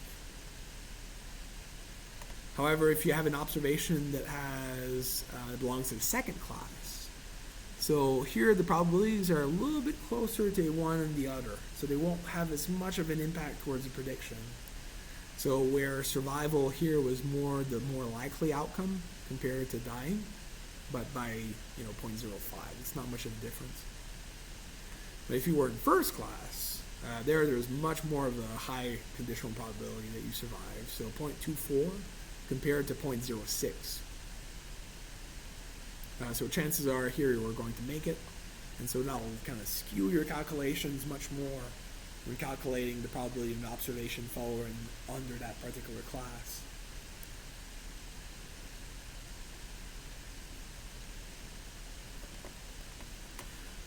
The last step in terms of deploying that model is really just calculating the probability of an observation falling under either one of these outcomes, and then getting the likelihood out of any one of these outcomes. And so if we take like this really simple model as like an example, so if you were female, if you belong to first class, considering the prior probability of dying, which was 0.6173, which is fairly larger than actually surviving. Well, the probability here, given that you were a female, of actually dying is fairly low, considering conditional probability, so of 0.14. Also, the conditional probability that you were like in first class and dying was even lower, so 0.06. So all things considered, that probability tends to be pretty small, so 0.0062. Now comparing that to the probability of surviving, yeah, your prior is a little bit smaller, but all things considered, you were more likely to survive if you were female and in first class. So when you multiply all of these together, so the actual probability of surviving, giving all of those characteristics, is a little bit higher actually than dying. So it's actually much higher. So plugging in those values in your calculations for the likelihood, so where the numerator here is just equal to your probability, and then divided by the sum of the probabilities for both of these outcomes. So the likelihood of surviving is 90.95% compared to dying, which is 9.05%. And that should match exactly to the outputs that you get from your model in RapidMiner. So if I take a look at my table over here, in terms of all my results, I didn't actually output the likelihood there of those predictions, but we might just get that at a later step. For the cross-validation. So I'll show you that a little bit later. But those outcomes should essentially match, so you can recreate the calculations that are done behind the scenes. Is there any questions at this point? Excellent. So, I did want to talk about 2 different methods for going about training and evaluating your models. Comparing resampling methods to cross-validation methods. And these are really important, and especially in the applied uses of these models, which I'm pretty much working in the assumption of. It's very important to get good estimates for how well your model fits to your training set. So the idea behind this is you have to keep in mind that what we're doing is we're training the model behind using like a subset of our data, and then we're using another subset of the data to evaluate it. Why that matters is that the method that you use to create those subsets will have drastically different outcomes in terms of your model that's trained. So, you might do like one split. You get a training set and validation set. You validate your model and you find that it works pretty well. However, if you were to use a different split, you just randomly select different observations to your training set again, and then randomly select observations, assign them to your validation set. The second iteration, you might find that in the second case it does extremely poorly. So there's always a bit of variance in terms of the outcome, depending on what observations are used to train your model.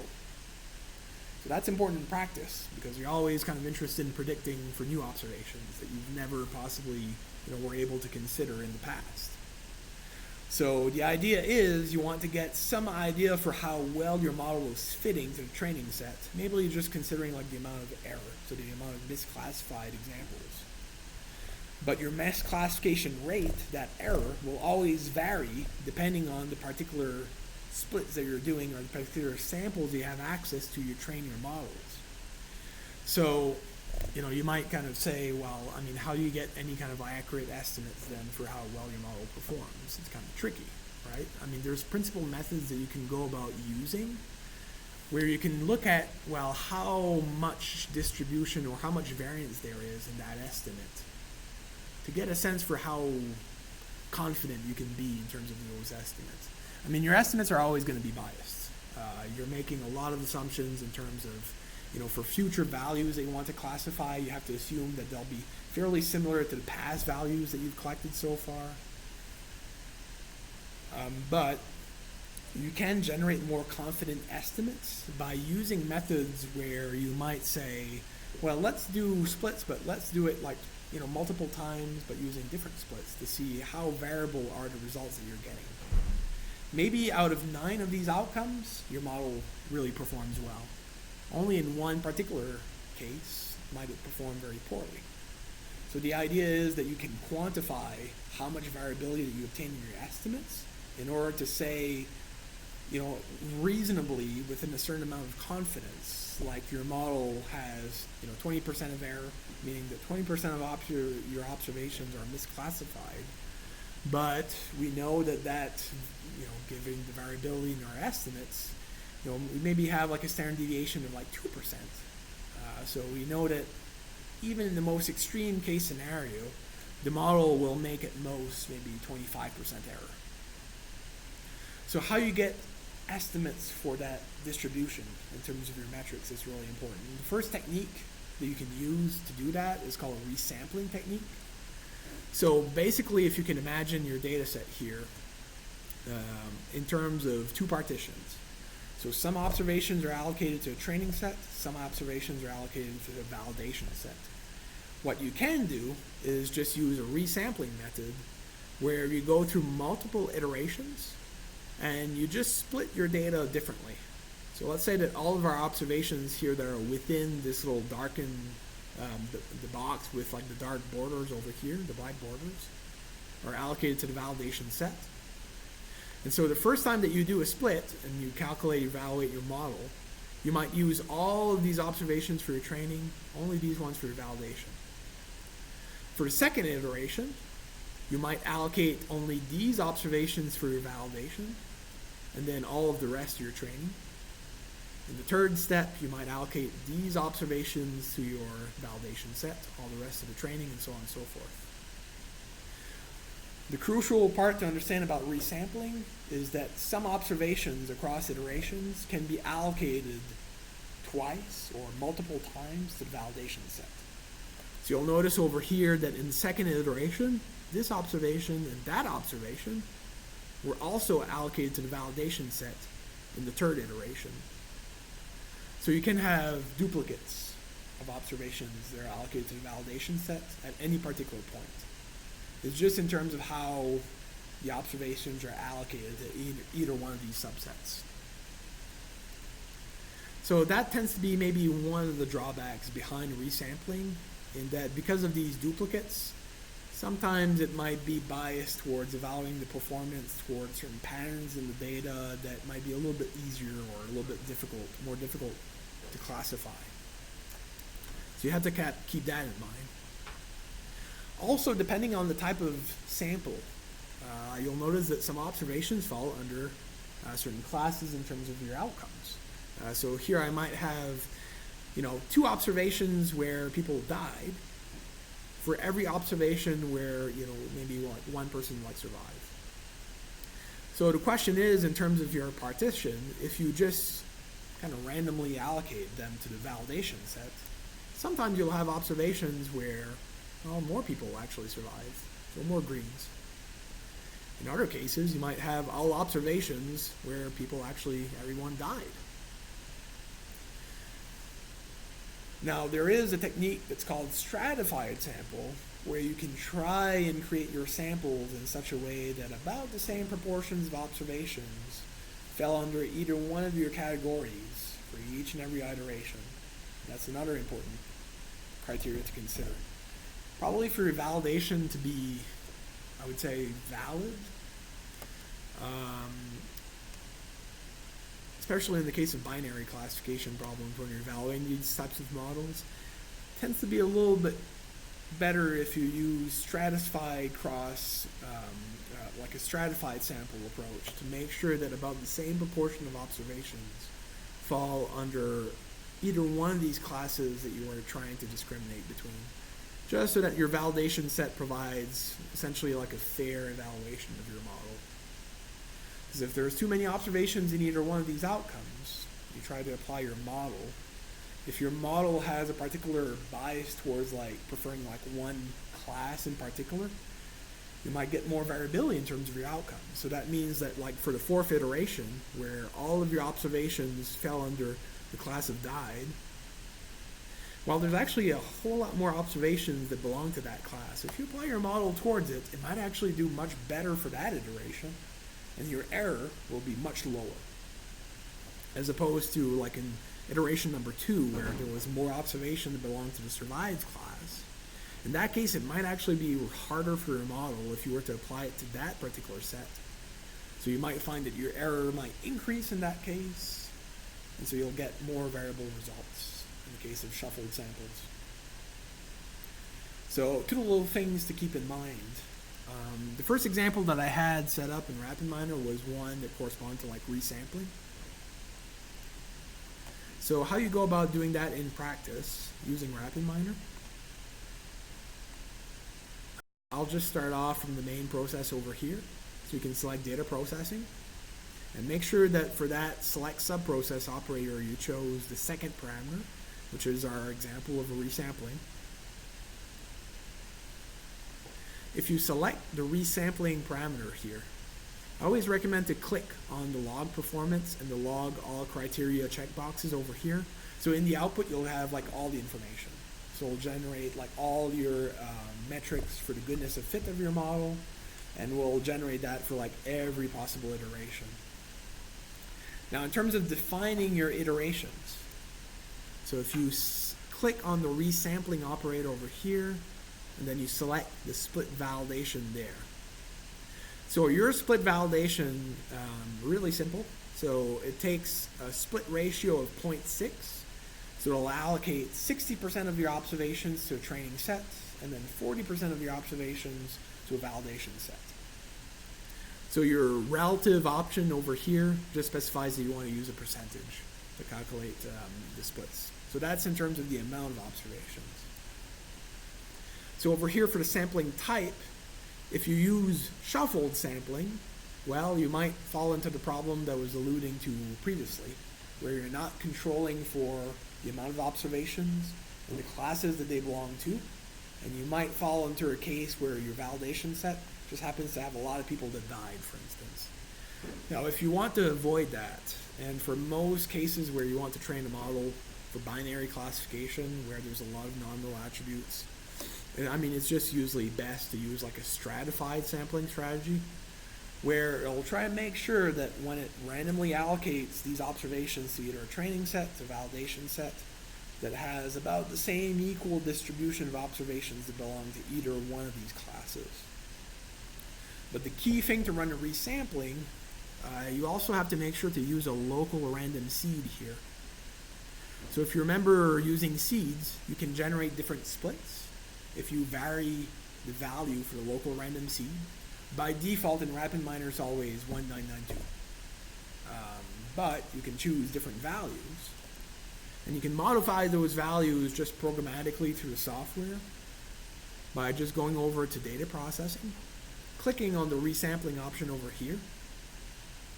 So in fact, that's just a loop parameter operator.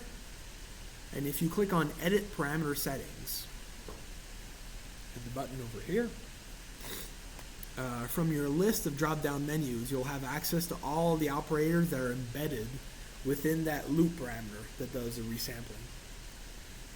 Now, one of these is the split validation operator that I was just describing previously. And one of the parameters that you can change the values for is the use local random. In fact, it's the local random seed, but I actually am already using it, so I'm just going to drag that over there. So you can select local-random-seed, drag that to the right, and that will allow you to specify a function to use in order to get interpolations for all your different values. And so what I recommend for like local random seed, since like the default seed value is like 1992, so you can choose something like the minimal value would be like 1,000, and then the maximum value can be like 2,000. But it doesn't really matter. Just keep in mind that if you use a value, you'll be able to replicate that exact split by just using the same value later. Which is why, like in RapidMiner, when you use the default operators, you always get the same partitions, because by default, it's always 1992 that you're using. That means that you can reproduce your results. So here, for the number of steps, you can add in 9 steps. So if you want to resample your training procedure to go through 10 iterations, if you do like 9 steps, so you'll have the following 10 values. So 1,000, 1,111, 1,222, and so on and so forth, all the way down to 2,000.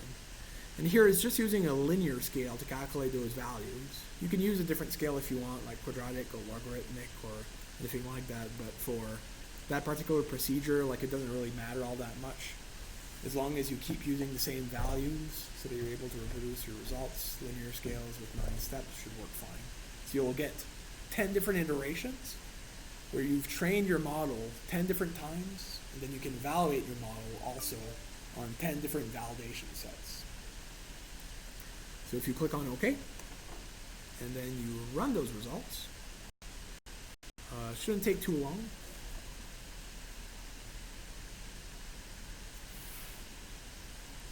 And in terms of your output, so there's a few different outputs that you get. So you also had like a log operator, but I won't talk about that much as for that one for now. But if you're curious, you can log results yourself by just adding in like a log operator over here, and then just specifying the parameters that you want to save as part of the options. Sometimes that's kind of like useful if you really want to target like something specific.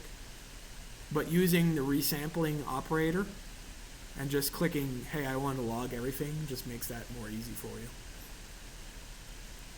So in terms of the results, you don't have to take so much a long look in terms of the logs. If you click on the IO object collection for resampling, you'll notice that there's a list of simple distribution values here that are listed or logged as like an object collection. And these are your 10 different models that were trained on each of the 10 different training sets. So you'll notice, like looking at the distribution table, the conditional probabilities and the numerical values here for the mean, the standard deviation of all your numerical attributes, they should be slightly different depending on the training observations and how they were like allocated.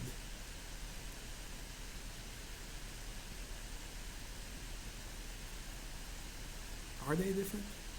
No, they're not, because it's still using all the data in the training set actually to calculate it. Well, scratch what I just said. What does train is the actual observations that are added into your validation set. So if you take a look at the example set over here,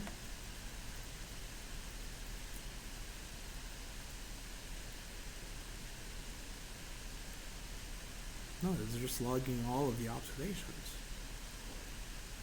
Okay.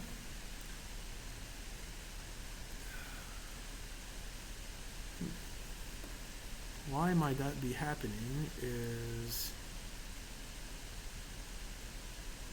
Well, I guess the output at this level is just outputting the whole example set. Doesn't really matter, I guess. But...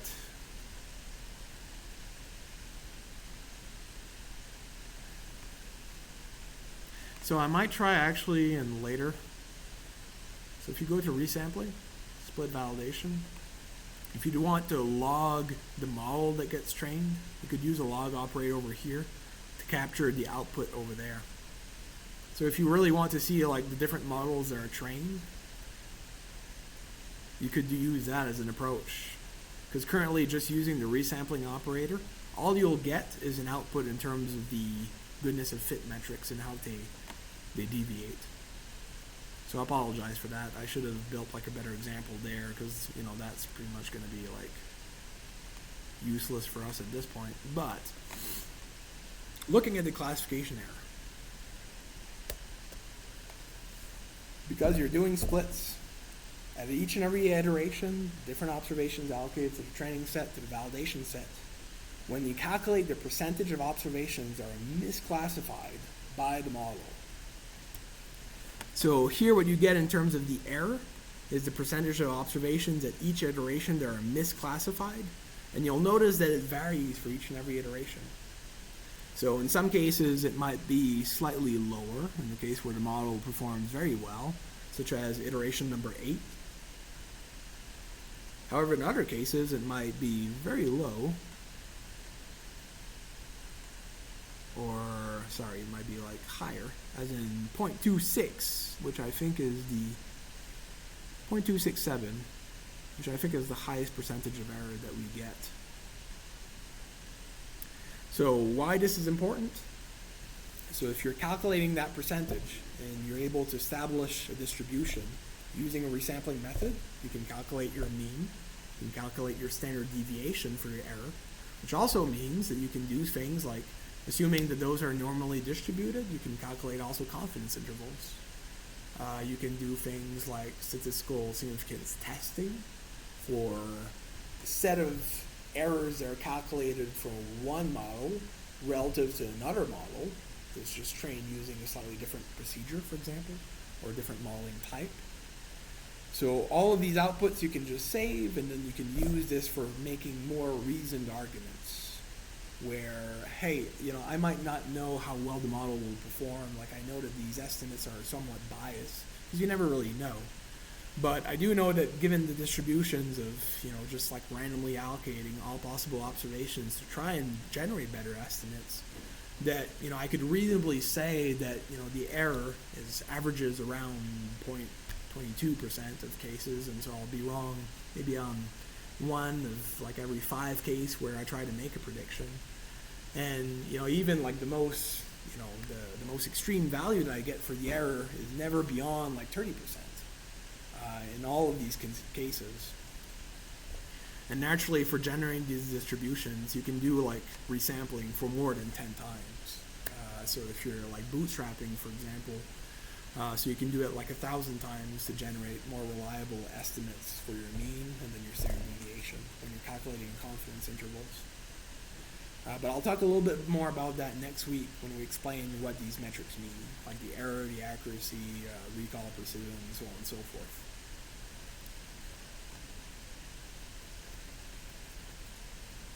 Does that kind of make sense at that point in terms of the resampling? Now, another very important evaluation method that you'll see mentioned a lot in the literature is cross-validation. The only difference between resampling and cross-validation is whether or not the observations that are allocated to the validation set, if they're allowed to overlap. Meaning that in cross-validation, they're not allowed, and every observation that gets allocated to one iteration, which in cross-validation is referred to as like a fold, will never be allocated again to the validation set. So meaning that for the first iteration, so let's say that you do like a 10-fold cross-validation, so you'll do 10 iterations. 9/10 of your data will be allocated to the training set. 1/10 of your data will be allocated to the validation set. If you're using a stratified sample, roughly the same amount of observations will fall under the class of survived, and the same observations will be assigned to the class of died. So you'll get maybe like 2 reds out of every green, so for each of the class outcomes. And then for every iteration or fold, you repeat the process, but you use different observations for your validation set. And that process will be repeated 10 times until every 10 subsets, all of your observations have been allocated to the validation set. Does that make sense? So very important, because cross-validation is pretty much the standard when it comes to working. I mean, very much like within, I guess, like the field of educational data mining, where it's more applied. You don't see it used as much in computer science because typically the splits might actually be already predefined based on data sets that are used across the field for benchmarking purposes. When doing fundamental research, it's not so much about how well your model predicts. It's more about the model representation and making an argument that, hey, our new approach for neural networks using this particular technique fits better all of these data sets than previous approaches. So for that purposes, you tend to see that the splits are a little bit more simple. It might just be like, 60-40 kind of split, and they're already predefined, and all the researchers are just using the same splits when evaluating their particular algorithm. In the applied setting, cross-validation matters quite a bit because you want it to be as stringent as possible when creating your estimates. You want to have good confidence in those estimates. You want to know how variable they are. And in particular, you want to be mindful of your folds. Because in cross-validation, you're just randomly allocating observations to every fold. But you can also use certain criteria to allocate observations to your folds. So let's say that you want to, let's say that your observations would be tied to certain students, might be tied to like a school district, or might be tied to like any criteria that you want to make an argument for, like gender or race, in order to establish your model as like being generalizable beyond those characteristics. So what you can use is define, instead of your fold, just defining like a predetermined number, like 5 or 10. You can specify for your folds to be like all of your students. So let's say that you have like 40 students in your data set. Maybe for all of those students, they have like 10 observations each. So you could use all of your students with the exception of one in order to train the model, and then train the model in terms of how well it is for predicting for all of your data for one particular student. And then you repeat that process for however which way, like how many students that you have total in your data set. Using that particular approach, you can make a pretty reasonable argument for showing that your model does generalize beyond all different students. Because you know that the distribution of your outcomes, so your error rate, for example, doesn't vary all that much across all 49 students, and the average is relatively low. So you can make the same kind of process for like any kind of characteristics that you want to argue for in terms of generalizability. If you're concerned that your model scales beyond a particular school district, or that it's not racially biased, or that it's not like gender biased, so you can use any particular variable to define your folds. So that would be one particular case of cross-validation that's called batch validation. So if you go to RapidMiner over here, so I have an example of how to set up a cross-validation in the selection 5. So if you go to your process, click on data processing, so you can just click on 5 here. And I'll also make sure that we're running the Bayesian classifier. So for train model, you can just click on 4. So your naive Bayesian model here being the 4th selection. So for cross-validation, you have a few different options to choose from. First, you can choose whether or not to split on a batch attribute. So in our case, for the Titanic survival training set, I mean, there's not really that good of an attribute that you can use as a batch.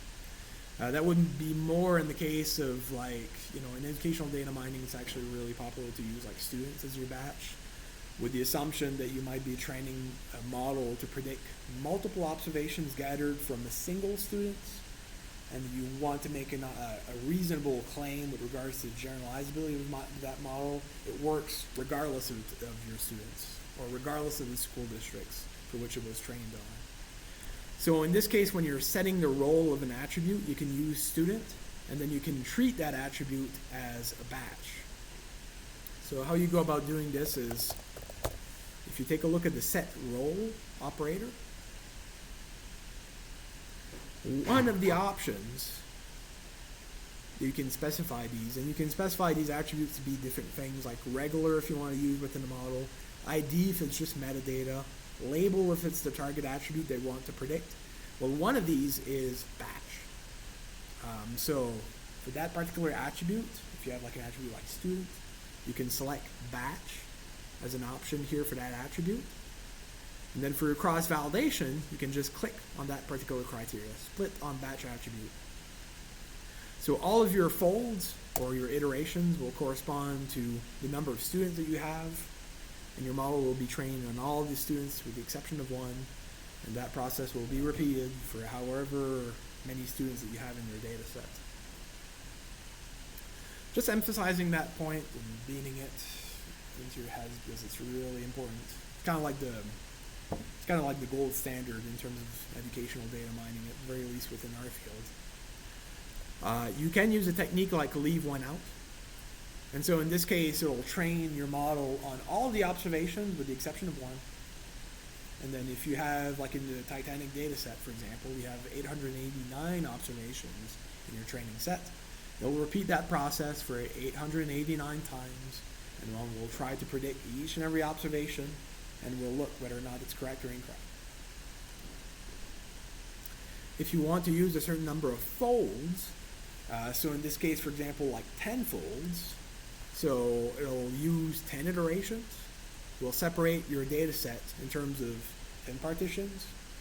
One of those will be used as validation. All of the 9 other ones will be used to train your model. And we'll repeat that process 10 times again, making sure that at least every fold is used once as the validation set. And then finally, for make sure that you select stratified sampling, just to make sure that the observations have about the same equal proportion, where some observations fall into the class of died, and then the others fall into the class of survived. So here you don't really need to worry about using any kind of like local random seed. If you wanted to, you could also run like a resampling scheme where that operator is embedded within the resampling operator, and then you can just kind of turn this on so you have access to this value, which can vary. But here, setting up our trained model operator, so we've got the naive Bayesian model selected. So if we run these results, take a look at the output.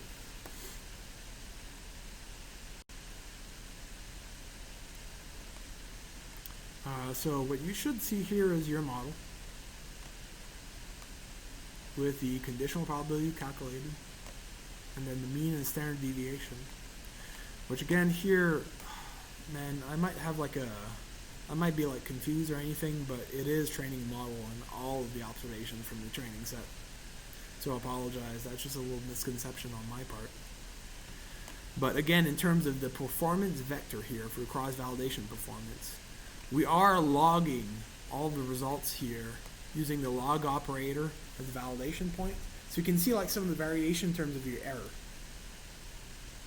So the error here varying between, at a minimum, 0.19, which is pretty good, so that's small. But at a maximum of 31.5%, which is not good. So that is roughly close, getting pretty close to using the majority class model, seeing as how we'd be wrong at least 38% of cases. So for that particular model, or for that particular validation set rather, using the same model I think for every splits, it doesn't perform very well. So looking at the classification error in terms of your confusion matrix, what that returns here is the average value for your error, and then there your standard deviation. So the average value for the error would be 23.28% of that distribution that we just logged, with a standard deviation of 3.81%. So it gives you a little bit more of a reasoned argument using that particular methodology for how well your model might perform. Trying to create a situation where you're trying to simulate, hey, you don't really know like what future observations that you're trying to predict, but you can at least try to recreate that situation to get a better sense for how well your model is performing. So next class we'll talk a little bit more about those metrics and how to calculate them. But did you have any questions so far in terms of how to go about or how to understand like how these methodologies, these different methodologies kind of work?